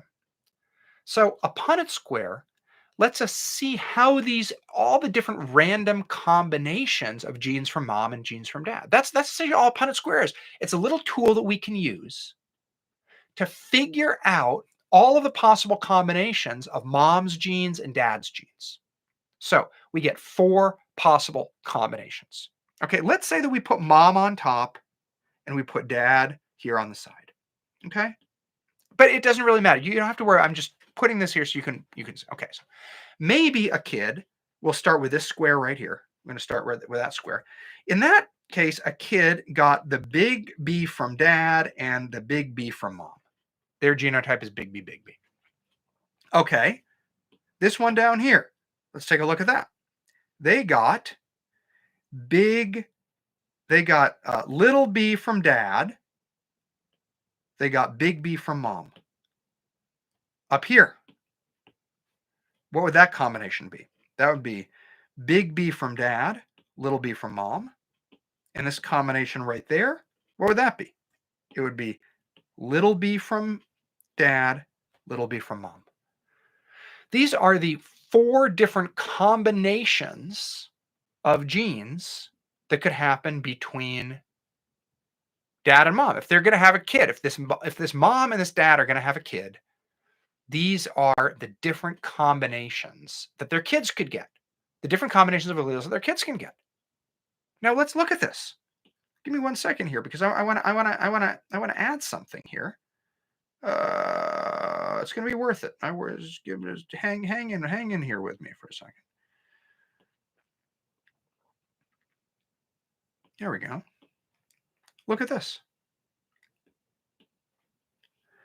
Now, let's look at these different phenotypes that we're going to get from the genotypes. If this kid here has big B, what color are their eyes going to be? Brown, because brown is dominant. Brown. What about this one here? Little b, big B. Well, there's one big B there, so those are going to be brown too. Big B, little b, these are also going to be brown. But if this kid gets little b, then they're going to have blue eyes. So I hope this answered your question of how it's possible that 2 parents with brown eyes can still have a kid with blue eyes. And that's because maybe each one of them had a recessive blue eye gene that you never saw because they had a dominant allele for brown eyes. Oh, there you go. Now, this Punnett square tool is useful for 2 reasons. One, it shows us the possible combinations of genes that we can get in our kid. And also, yeah, the comment just popped up there. I was going to talk about that. It also tells us the probability. It also tells us the probability of how likely it will be to get kids with these different phenotypes. So there is a 3 out of 4 chance of having brown eyes, or a 75% chance, 75, this should be a 7, 75% chance of brown eyes. And there is a 1 out of 4 or a 25% chance of blue eyes. Where did I get that? 3 out of 4. There are 4 squares here. 1, 2, 3, 4. Okay. 3 of them are brown. 1, 2, 3. 3 out of 4. 1 out of 4 is blue. So if mom and dad with big B, little b have kids, there is a 75% chance the kid will have brown eyes. There is a 25% chance that kid has blue eyes. Michael thought that I always thought capital B always goes in front of little b. We usually write it that way, but it doesn't always have to be that way. Sometimes maybe you'll see little b, big B. Maybe you'll see big B, little b. You'll usually see big B, little b, but it really doesn't matter. So don't get bent out of shape if you see that. And it doesn't matter if you write it little b, big B.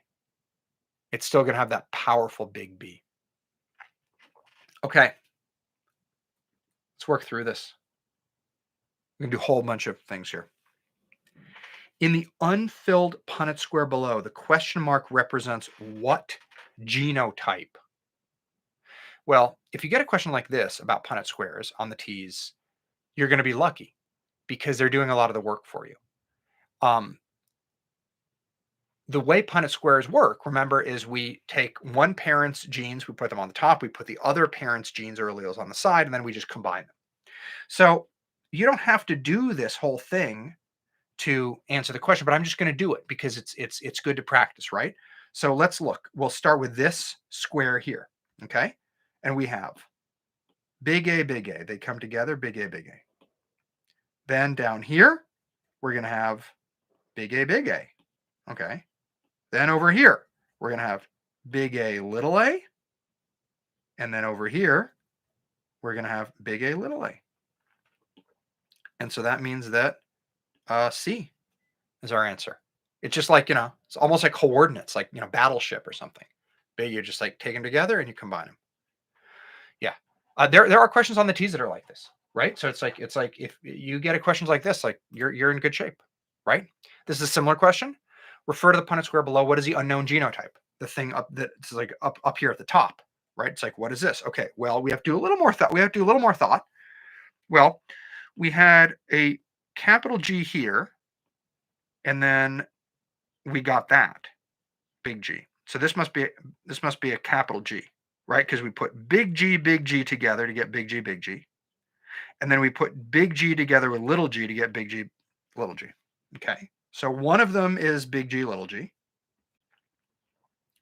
The other is going to be little g, right? Because we put this little g together with this little g to get little g, little g. So the unknown genotype is big G, little g.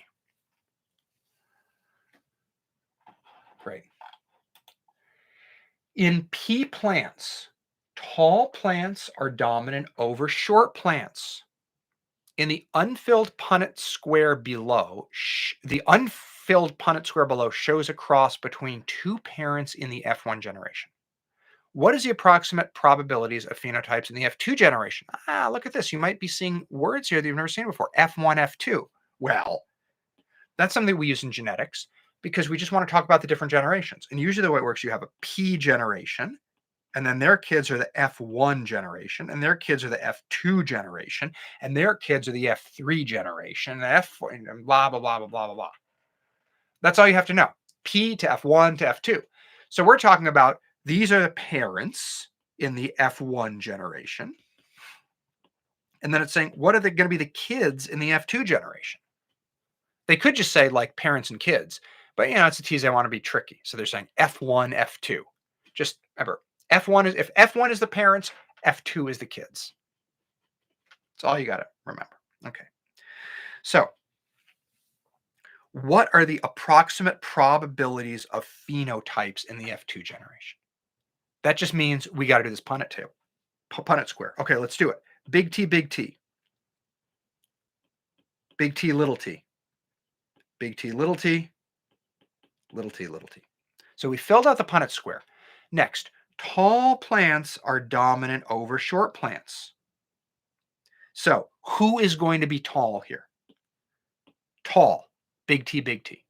Since tall is dominant, big T, little t is also going to be tall. Big T, little t is going to be tall.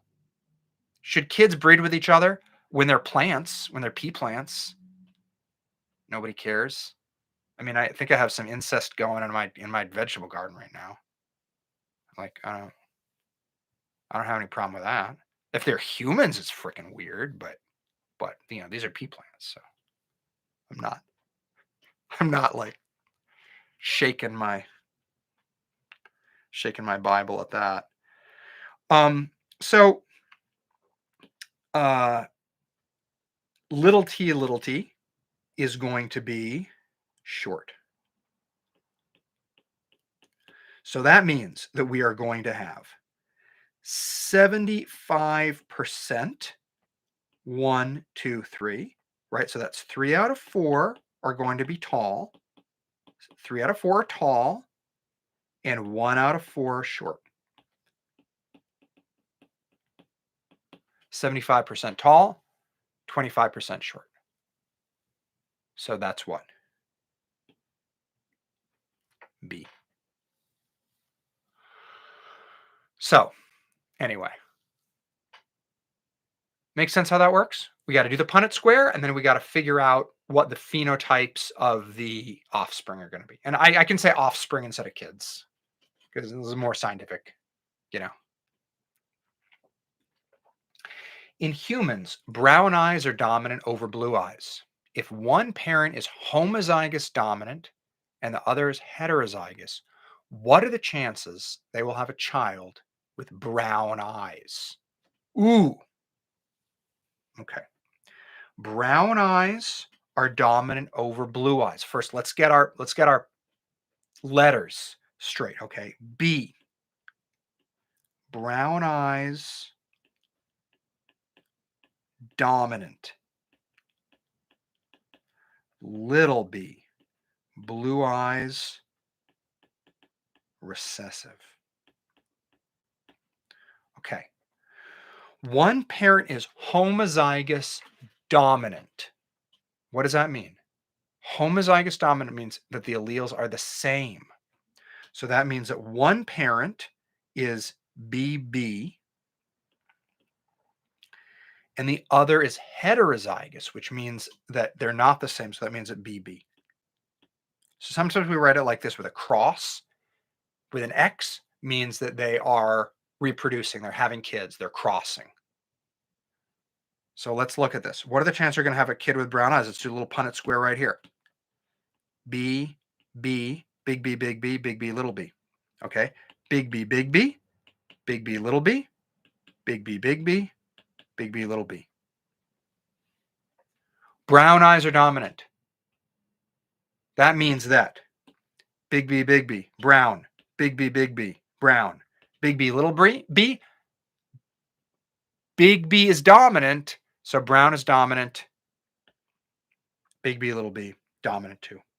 There is no way that this set of parents can have a kid with blue eyes.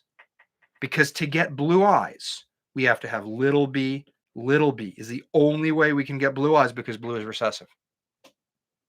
So there is no way that you can get a kid with blue eyes. You have to have little b. That's not a possibility based on this Punnett square. There is a 0% chance of that, which means that there is a 100% chance of blue eyes. 100% chance of blue eyes. Okay, great. In humans, dimpled chins are dominant to smooth chins. If both parents are heterozygous for this trait, what is a probability they will have a child with a smooth chin? Okay, we got to get some letters. The letters that you use for this stuff do not matter. Okay, that's the first thing you should know. Like when people are doing genetics, they unless the Amazon driver is BB, that's clever. That's clever. You're right, Amanda. That is a possibility. That's always a possibility. So in humans, Dimpled chins are dominant to smooth chins. We can use like any letter that you want. Let's just use a D. Okay, so D equals dimpled, and it is dominant. Little d is smooth, and it's recessive. Doesn't matter what, just use whatever letter you want. Big D, little d. Could have used C. The reason I didn't use C is because a big C and a little c look the same. So I like to use letters for like where you can tell the difference between the big one and the little one. That's the only reason I did that. No big deal. Okay, let's make our Punnett square. Both parents are heterozygous. So that means that both parents have one of each allele. Okay, so let's make the Punnett square. Big D, little d for mom. Big D, little d for dad. Okay, big D, big D. Big D, little d. Big D, little d. Little d, little d. So, dimpled, dimpled chins are dominant. Okay, so this means dimple, dimple, dimple, smooth. You can only be smooth if you're a little d, because smooth is recessive. You can only be little d if you're recessive. And that means that you have 1 out of 4. You have a 1 out of 4 chance. 25% chance. So there we go. I hope people are beginning to get the hang of this a little bit. That's why we're doing so many of these, because like, you know, there are often 2 Punnett square questions on the TEAS. On a single test, they might have 2 questions on this. I can't think of any other topic in chemistry, life science, or scientific reasoning where you might get 2 questions on the same topic. Maybe there's another topic that I don't know. Maybe atoms. You might get something with atoms, which is why like I emphasize atoms so much, which is why like I spent like 2 hours teaching atoms. Maybe atoms. But yeah, atoms might have two questions on atoms. Sometimes maybe 3 questions on atoms on some versions of the TEAS, but you might get 2 Punnett square questions, which is why I'm just like hammering this away. In fruit flies, long wings are dominant over short wings. In a particular mating cross, one parent is heterozygous and the other is homozygous recessive. What are the correct theoretical probabilities of their offsprings? Let's do it right here. Here's a Punnett square. One parent is heterozygous. Big L, little l. There we go. The other is homozygous recessive. What does homozygous recessive mean? It means little l, little l. They have the same allele. Little l, little l. Okay. What we got? Big L, little l, little l, little. Let's do the Punnett square. Let's match them up. Big L, little l. Big L, little l. Little l, little l. Little l, little l. So what is the correct? What is the theoretical probabilities? Well, okay, we have two genotypes. We have big L, little l. We have little l, little l. So big L, little l is long. Little l is short, because that's recessive. So it's 50-50 too, right? You see this? 50% of it is long and 50% of it is short. And so that means that C is the correct answer. Are there any questions about this? If this is like not making sense, like feel free to just be like this doesn't make any sense. I don't know what you're talking about. I'm so happy to explain it another way. But I tend to think that like with this Punnett square thing, it just makes sense to like just keep doing it until it clicks, right? Here's another one. For a particular genetic trait, one parent is homozygous recessive. The other parent is homozygous dominant. What is the probability they will have a child who displays the recessive trait? Okay, did not understand this one. Okay, let's go step by step. Thank you for letting me know. For a particular genetic trait, one parent is homozygous recessive. The other is homozygous dominant. What is the probability they will have a child who displays a recessive trait? Okay, first, what letter should we use?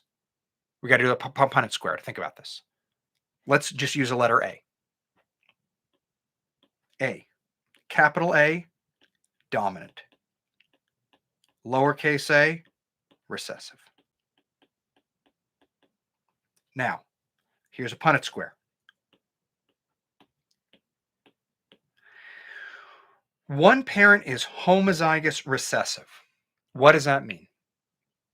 It means if they're homozygous, they have two of the same alleles.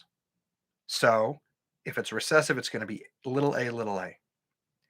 The other parent is homozygous dominant. If they're homozygous dominant, they have two of the same alleles, but in this case, it's the dominant allele. Big A, big A. So homozygous recessive, little a, little a. Homozygous dominant, big A, big I. Match them all up. Do the Punnett square thing. Big A, little a, big A, little a, big A, little a, big A, little a. Every single possibility is big A, little a. Big A, little a. 4 out of 4. And that means that every one of them, every one of those kids is going to have the dominant trait. The only way to have the recessive trait is if you were little a, little a. And there's no possible way of having a recessive trait. So that means it's 0. 0 is the correct answer. There's no possible way because every one of these 4 combinations is big A, little a. And since big A is dominant, you will always get the dominant trait. You're never going to get the recessive trait. In fruit flies, how many more of these do we have? Okay, like not many. In fruit flies, red eyes are dominant to white eyes. Oh, yeah, okay, yeah. This is a different kind that you also see on the TEAS. This is a different kind of question you see on the TEAS. In fruit flies, red eyes, capital R, are dominant to white eyes, lowercase r. In the F2 generation of a monohybrid cross, there are 261 flies with white eyes and 780 flies with red eyes. What are the most likely genotypes of parents in the F1 generation? It's like, oh my gosh, okay? We got to take a look at this because this is a type of question that you see in the TEAS practice questions. It's a type of question that shows up. Okay. First off, a monohybrid cross. They're using this word here. They're just trying to mess with you. Okay. A monohybrid cross is just like a Punnett square where you're looking at one trait. We're looking at eyes, or you're looking at hair, or you're looking at chin or something. That's all it is. Monohybrid cross is just one trait that you're looking at. Okay. Now, 261 flies with white eyes, 780 flies with red eyes. Okay. When you see numbers like this, you want to try to think, is there a way that these numbers are close to 50-50? Or are they close to 25-75? Because when you do experiments in real life, this is an example of like an experiment done in real life, you're not always going to get perfect numbers. And so if you look at this, look at these numbers that they used. 261 flies with white eyes, 780 flies with red eyes. We are getting close to a ratio of 250 with white eyes. You see how that's close?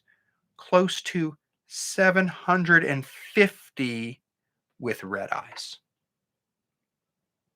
And if that were the case, it would be 1 white to 3 red, or it would be 25% white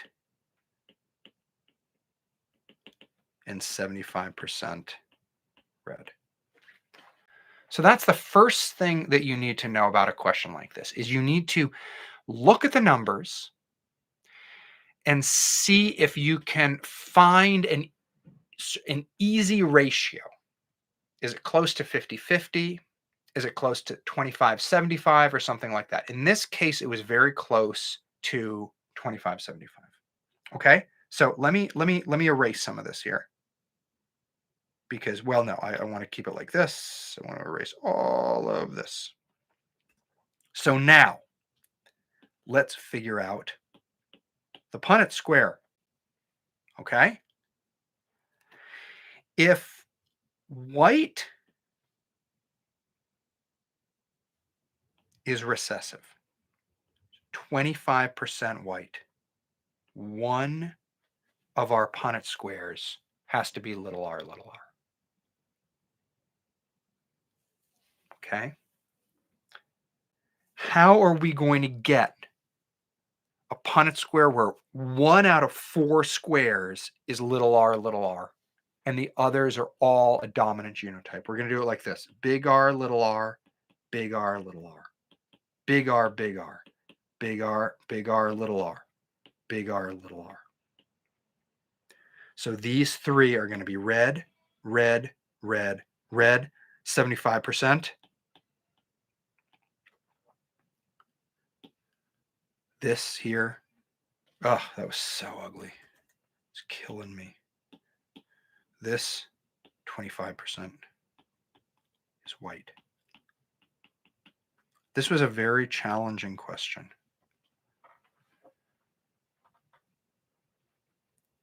This was a challenging question.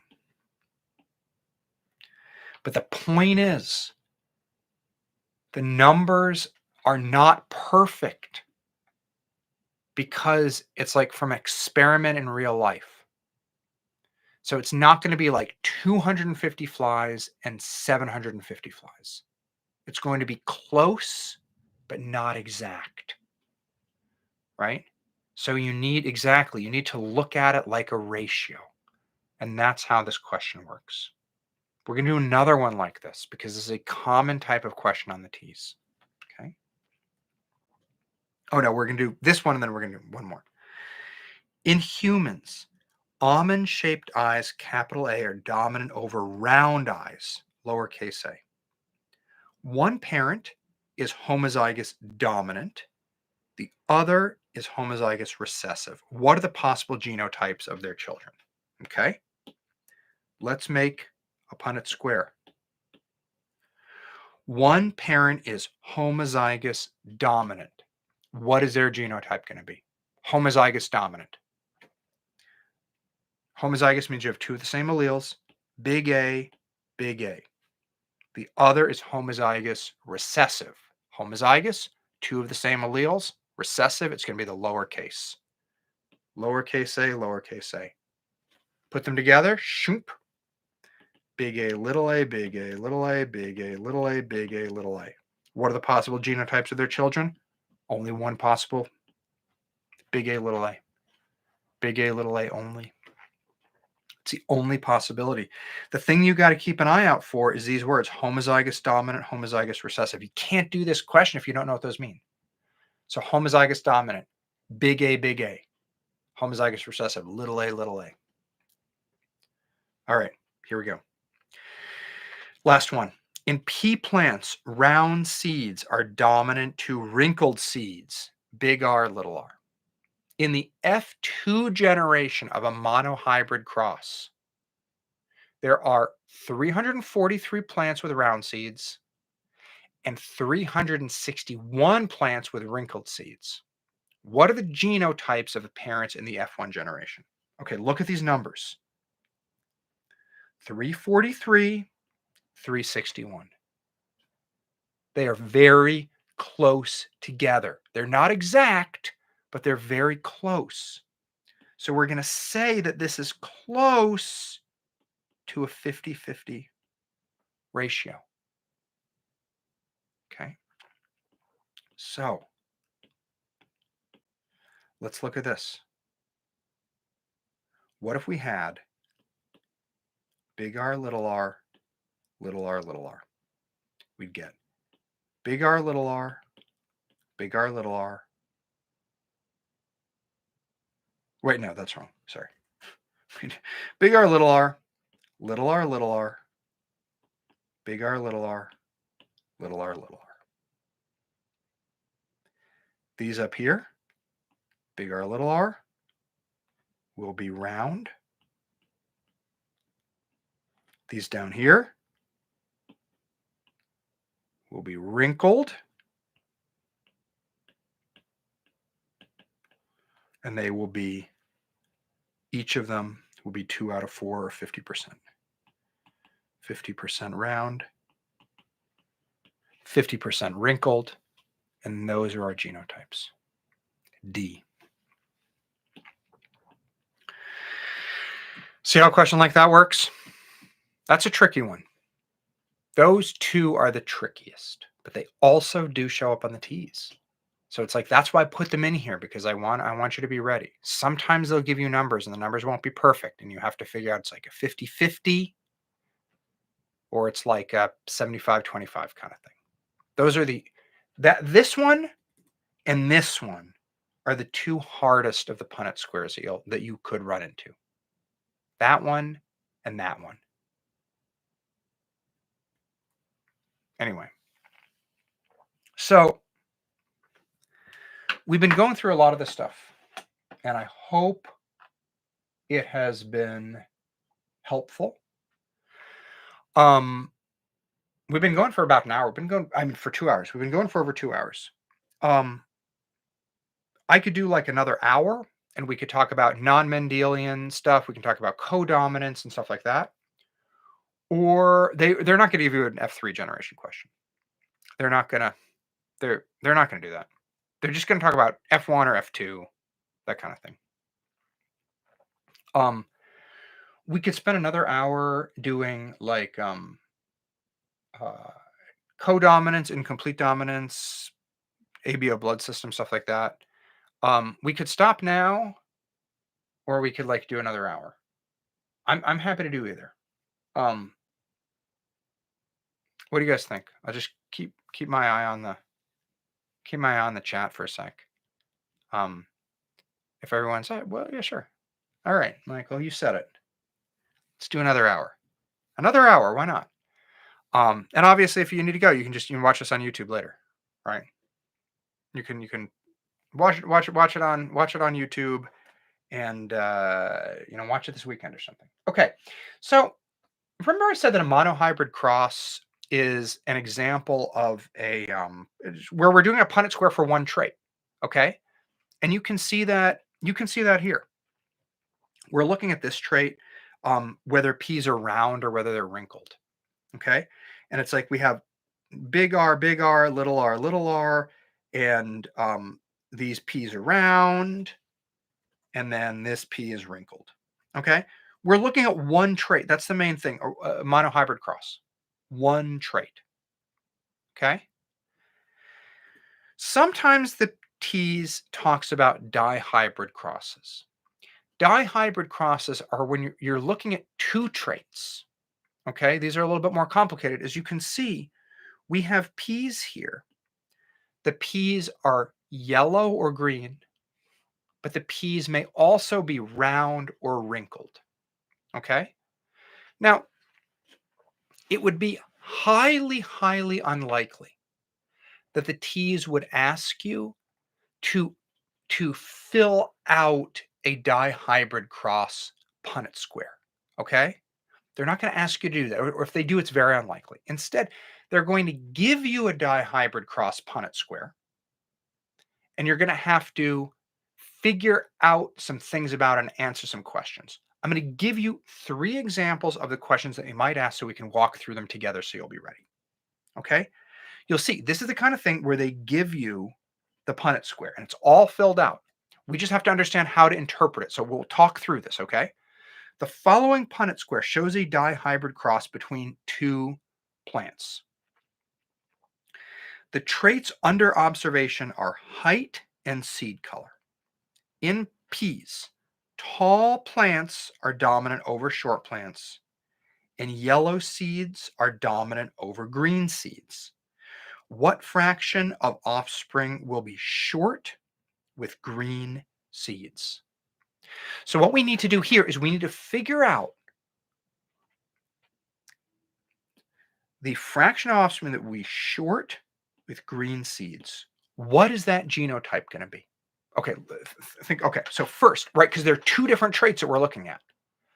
Tall and short versus yellow and green. Okay, so short, okay, that's these, okay, big T, little t. If they're short, what's their genotype going to be? If they're short, their genotype is going to be little t, little t. It has to be, because short is recessive, okay? If they are green, their genotype has to be little y, little y. And so that means that a plant that is both short with green seeds will have a genotype of little t, little t, little y, little y. And there's only one square of the Punnett square. There's only one part of the Punnett square that is little t, little t, little y, little y. We have 16 total squares here, and one of them is little t, little t, little y, little y. 1/16, because this is the only one of these 16 combinations that you can get that's little t, little t, little y, short and green. Okay, this is the if dihybrid crosses show up on the teas, this is most likely how they will show up, as a question like this that does not ask you to do the Punnett square, but shows you a Punnett square, something like that, and you have to figure out what the chances are. Okay, let's look at this similar thing, but in this case, it is tall with green seeds. Okay, so what are the genotypes that can give us something that is tall with green seeds? Let's start with the green seeds. Green seeds have to be little y, little y. And if they're going to be tall, they can be big T, little y, or they can be big T, little y, little y. So let's go through and highlight each one that will give us tall plants with green seeds. Okay? How about this one? Well, what can we do? We can look only at ones that are little y, little y. Okay? So this one, little y, little y. This one will give us tall with green seeds. This will give us tall with green seeds. And that's it. Those are the only three that can give us tall with green seeds. See how that works?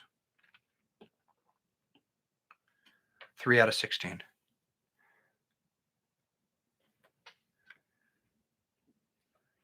Tall with yellow seeds. Okay, let's look at this. Tall with yellow seeds, we can have big T, little t, or big T, big T.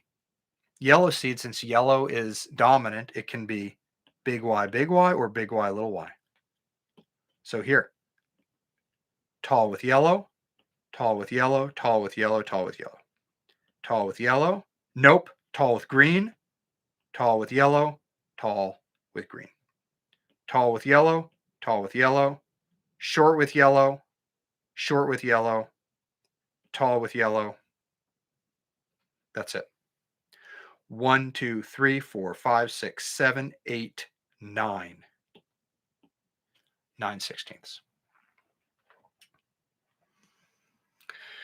So that's how it works. What you got to do here, if you see one of these, dihybrid cross ones, you have to think about the combinations of genotypes that are going to give you that specific phenotype. Okay? All right. Let me just take a look at the chat.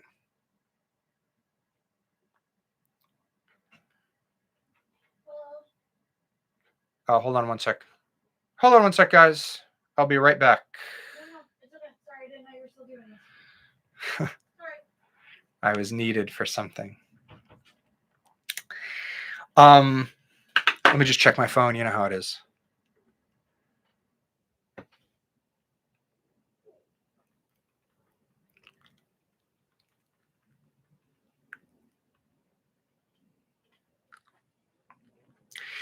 Okay. So I want to go back to a question here for the Punnett squares. How do you know if it's supposed to be two big letters on top and two little ones on the side, or two big on the top, or one big on the top and one on the side? Okay. So that's a good question. And I think I'll do more videos on Punnett squares soon. Um, I will I'm glad you asked that question. I will definitely do I will definitely do some more things on Punnett squares. Okay. Let me just move my mouse over here. Okay. This is something that shows up on the teas a lot. And this is the idea of disease genetics and how people can get diseases. Okay. And there are certain diseases that are caused by our genes, right? And those genes can assort, they can combine in different ways from a mother and a father. Okay. Now, the way this comes into play, particularly on the T's and particularly with genetic questions, is there are ways that you can have two parents who do not have a genetic disease and they can have a child with a genetic disease.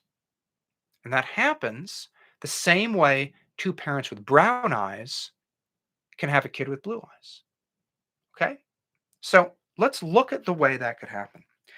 Let's imagine that there is a disease. Okay? Let's imagine there's a disease and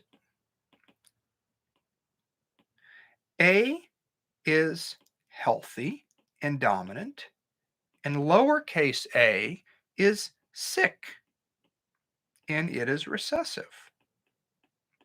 Okay. Now, here's our Punnett square. If both parents are heterozygous, they are both fine because it's a dominant trait. Okay, yeah, sickle cell.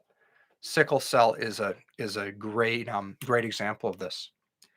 In this case, big A, that child is going to be unaffected. Big A, just like the parents, unaffected. Big A, unaffected. But in this case, a recessive little a from both parents combines, and we get a child who is sick, who is affected by the disease. They are sick because it is a recessive gene, and they got one recessive gene from the mom, one recessive gene from the dad, and that means that they're sick. But both mom and dad were fine. And that's the thing. We have a special name for people like this. We call them carriers. Okay? In this case, mom and dad are carriers. Mom and dad are not sick because they have a dominant gene that cancels out the effects of the recessive gene. But mom and dad are carriers because they carry one recessive gene. And if they have kids with another carrier, they have the possibility of having a kid who is affected because that kid will get two recessive copies. Sickle cell anemia is a very famous example of a disease that is caused like this. We're going to have two carriers, mom and dad are perfectly fine, but mom and dad are both big A, little a, big A, little a. They combine, they have a 25% chance of having a kid who's little a, and is going to be sick. This type of inheritance is called autosomal recessive. There is another type of disease which is what we call X-linked. And this is a little bit different. Okay. This happens usually with men. Let me show you why. There are many diseases that are more common in men than in women, and it's because they are genetic diseases, because they are what we call X-linked. Okay, let's look at this here. Okay, when we have X-linked traits, that means that they are a gene that is carried on the X chromosome. Look at this. Here is a mom with 2 X's, and here is a dad with 1 X and 1 Y. Now, when they have a kid, the X and the X combine, the X and the Y combine, X and X, X and Y. These will be female, and these will be male because they have XY. But here's the thing. The men only have 1 X chromosome. Look at this. 1 X chromosome. So look, if mom is a carrier of a disease, let's say this X chromosome has a disease on it, her son will get it because her son might get it because he only has 1 X chromosome. He only has 1 X chromosome. He doesn't get another X chromosome from dad to potentially balance that out. And that's the main point. A man only has a single X chromosome.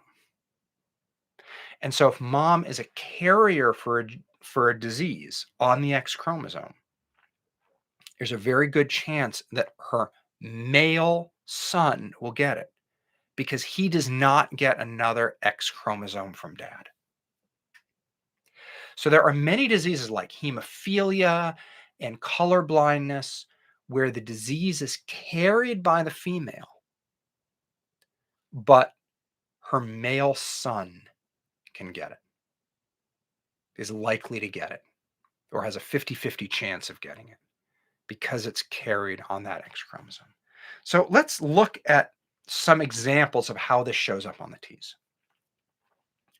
Red-green color blindness is an X-linked genetic condition. What is the correct description of how it is inherited? It is passed from an unaffected carrier father to his daughter. It is passed from an unaffected carrier father to his son. It is passed from an unaffected carrier mother to her daughter, or it is passed from an unaffected carrier mother to her son. And it's going to be D, because that is how X-linked traits are passed from an unaffected carrier mother to her son. A mother who doesn't have the disease can pass it to her son. Hemophilia is a genetic disorder in which blood does not clot properly. Affected individuals typically bleed for a longer time than normal. The most common forms of hemophilia are X-linked. Which of the following is not true? Men are typically affected by hemophilia more than women. Yes. Men are much more susceptible to X-linked traits. That's true. Affected men only have 1 copy of the recessive allele. Yes, that's true, because men only have 1 X chromosome. So if hemophilia is on the X chromosome, they only get 1 copy of it. That's correct. Unaffected carriers of hemophilia are women. Yes, that is true. It is only expressed when an individual inherits 2 copies of the affected allele. That is not true. The reason why men are more likely to get hemophilia is because they have XY chromosomes, and hemophilia is the gene for hemophilia is carried on the X chromosome. They only need 1 copy of it. They don't have a chance for another copy of it to balance out. Okay. Sickle cell anemia is a blood disorder that causes red blood cells to become crescent-shaped, leading to pain, organ damage, and infections. Its inheritance pattern is autosomal recessive. Which of the following is correct? Remember that autosomal recessive is not X-linked. It's not male-female. It's just like brown eyes or blue eyes or anything like that. So which of the following is correct? Unaffected carriers may be of either sex. That sounds good to me. Carriers of sickle cell anemia may either be affected or unaffected. No, that's not true. If you're a carrier, you are typically unaffected. Unaffected carriers are always female. No, that would be true if it were X-linked. And finally, the disorder can be fully caused by the presence of 1 recessive allele. And no, that is not true. So the correct answer is unaffected carriers may be of either sex. Amanda, when you say what is a biological reason for this, the biological reason for what? Let me know and I will happily answer your question. Let's do one more. Cystic fibrosis is a condition that affects the lungs, pancreas, and other organs due to thick, sticky mucus. It is caused by dysfunction in a protein CFTR that is involved with moving salt and water in and out of cells. The inheritance of cystic fibrosis follows an autosomal recessive pattern. Which of the following is not correct? A. Both male and female individuals can be unaffected carriers.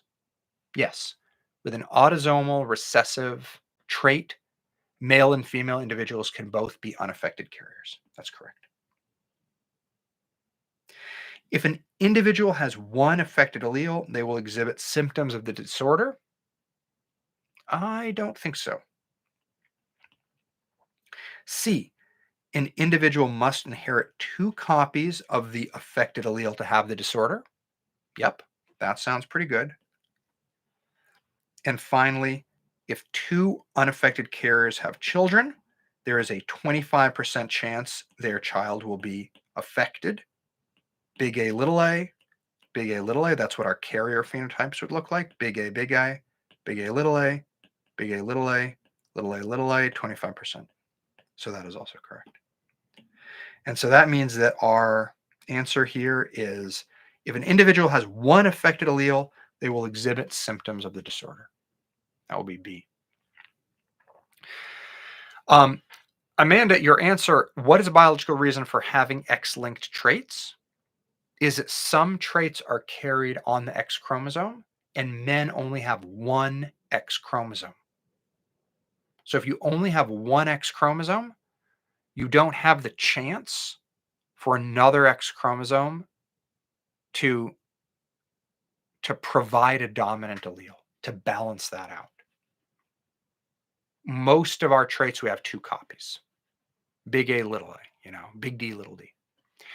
But for an X-linked trait that's on the X chromosome, you only have 1 X chromosome, so you only get 1 copy of that. I'll probably make another video. Specifically on some of this other stuff, the X-linked traits and that kind of thing.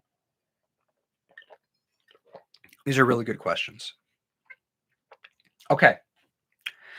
Now we're going to finish up by talking about codominance. We're going to talk about the ABO blood system, and then we're going to talk about some other forms of stuff that's a little bit different than the dominant recessive stuff that we talked about just a minute ago. So codominance, the ABO blood system.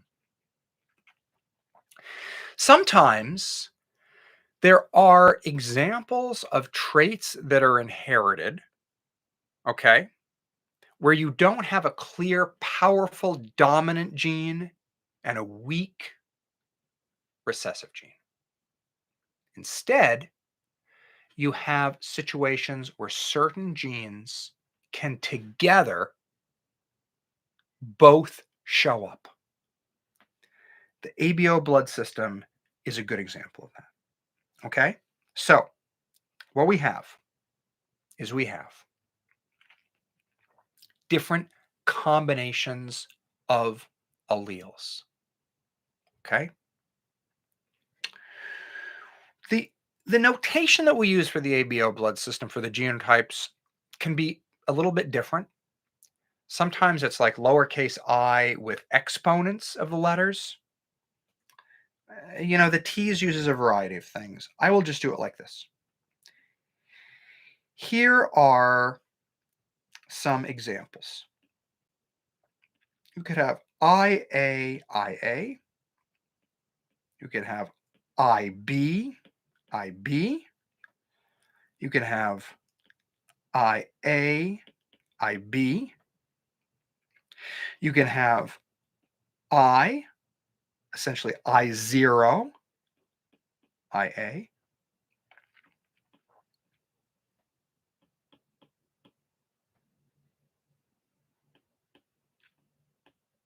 We don't usually write I0, but I'm just doing it here. You'll see in a minute why I'm doing this.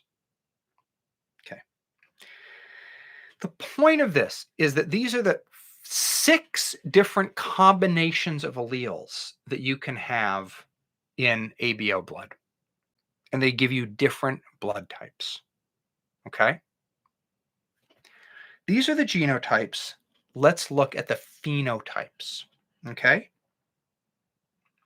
IA gives you type A blood. IB gives you type B blood. But IAIB gives you AB blood. It's not like the A or the B cancel each other out. You get AB blood. Okay? Now, there is another allele, this I, just I by itself. Sometimes I0, but usually just I by itself. And that is recessive. So if you have I with an IA, you have type A blood. If you have I regular with an IB, you have B type blood. And only if you have II, you have O type blood.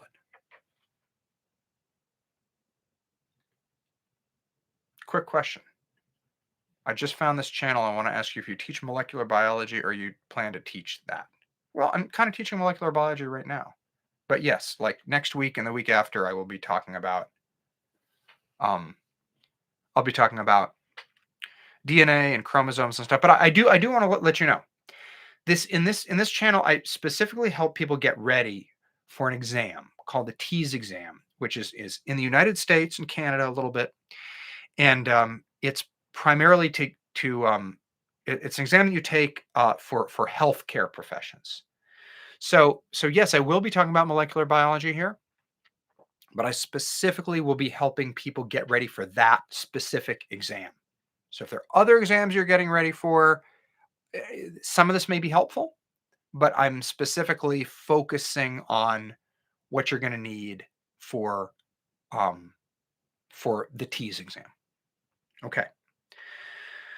So the important thing to keep in mind here is that we have different combinations of alleles that give us different blood types. IAIA give us A blood. IB give us B blood. IAIB give us B blood. Regular I and IA, that's A. Regular IB, that's B. And only when we have little I, do we have O blood.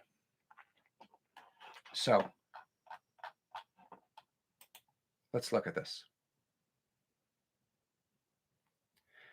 A mother has type A blood and a father has type B blood, what are the following, what I should say, which of the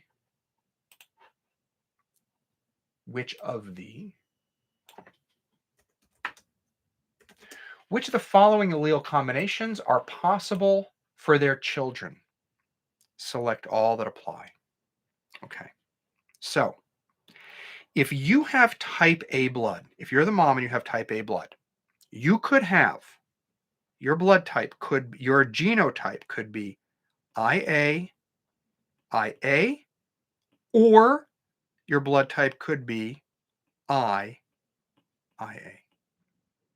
If you have type B blood, you could have IB, or you could have IB.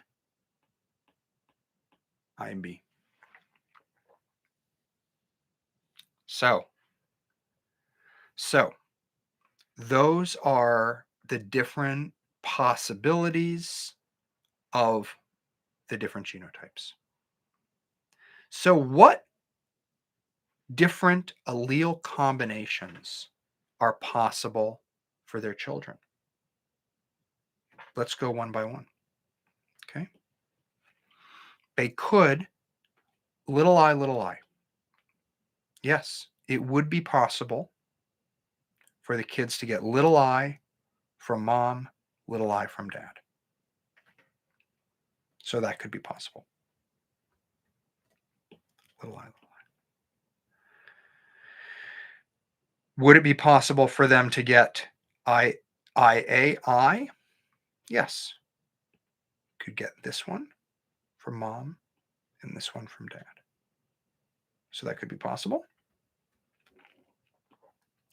Could they get IBI? Yes.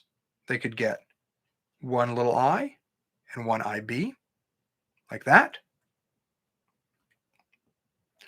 They could get IA from mom, but they can't have IA because they can't get an IA from dad. And they can't have IB because they can't get an IB from mom. So A, B, or C are possible because these are the possible from mom, and these are the ones that are possible from dad. And they're going to get one of each.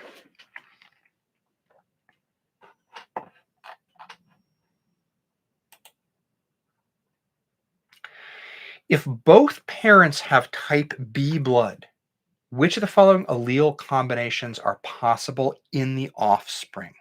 Okay, so if both parents have type B blood, their genotypes could be IB, or they could be IB.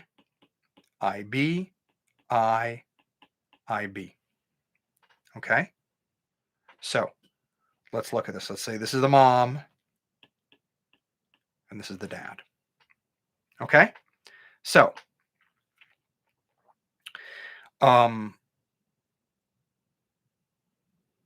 yep. So there we have mom and we have dad. Give me 1 second. Check something here. Okay, we have mom and we have dad. If both parents have type B blood, which of the following allele combinations are possible in the offspring? Okay, let's look at this. So little I, would that be possible? Yes, we could get a little I from mom and a little I from dad. That could be possible. Okay, that could be possible. Okay, let's get this could be possible. What about IBI? Yes, one of them could get a little I from one, IB from the other. So that's possible. They could not get A because they're not going to have an A anywhere. IB. Yep, that would be possible. There are many different ways that they could get IBs from mom and dad. So that's possible. But IA and IB are not possible. So the only possibilities are A, B, and D. A, B, and D. You know, this is hard stuff, and I think we're gonna finish. We're gonna finish after we do this blood stuff, and then I'll probably make a video just like specifically on the blood stuff because this is freaking hard, and I'm going quickly here. I'm going quickly here, but this is probably an area in which I should like take my own advice and really slow down. I should probably do like 2 hours just on blood stuff, and I should probably make a YouTube video just on that where I go like really step by step for this blood stuff. Um, the little I stands for, is it immunoglobulin? It is. It might be. I don't know. I should know this, but I don't. I don't know. I should probably take my own advice. I should do like 2 hours just on blood stuff because there are blood problems all over the T's, and it's really tricky stuff. And I should probably take my own advice and go slow there. Let's finish up the blood stuff, and then I will we'll stop there. You can send me an email if you have any questions, and then I'll do probably more videos in the like next week, specifically about genetics and Punnett squares to like help people understand this stuff. So, which of the following combinations of parental genotypes has the highest probability of producing a child with type O blood? So remember, there is only one genotype where you can get type O blood. Okay, and type O blood only comes from little I, little I. Okay, so let's first look at the examples where we will never be able to get little I, little I. Okay, D, there's no way that we're going to get little I, little I. B, there's no way that we're going to get little I, little I. Let's look at A, and let's look at C. So in A, we have A, little I, B, little I. In C, we have little I, little I, little I, B. Okay, so we fill this in. This is going to give us 50% O and 50% B blood. And this is going to give us AB, IB, AI, II. This is going to give us 25% O. And so that means that C is going to be our correct answer there. Yeah, a part 2 for blood. That's exactly what I think I'm going to do. Which of the following combinations of parental genotypes has the highest probability of producing a child with type A blood? Okay, so one parent is homozygous for type A blood, so it's going to be AA, versus one parent is heterozygous, so it's going to be AI. This one is homozygous for type A blood, so AA, crossed with little I, because that's how we get type O blood. One parent is homozygous for type A blood, AA. One parent has a B. Okay. What are heterozygous? AI, AI. Okay. Yeah, this is kind of tricky. It's kind of tricky. We have to sort of do Punnett squares for each one. But this is very similar to like a TEAS question. So what we can do here is here's a Punnett square for D. AA, AI, AI, II. That is 75% A. Then we have C. That is AA, AB, AA, AA, AB, AB. That's 50% A. Here's B. big A, little a, AI, AI, AI, AI. That's 100% A. So that's probably going to be the one we want to go with. And A here is going to be AA, AI, A, A, A, A, AI, AI. That's a terrible question. It's a terrible question because both A and what is it? Both A and B give you 100%. Terrible question. Throw it out. Throw it out. Yeah, we're going to do something different for the blood. We're going to do a whole different blood. We're going to do a whole different blood live stream. We're going to learn everything you need to know about blood. Here's the last one. Which of the following combinations will never produce a child with type O blood?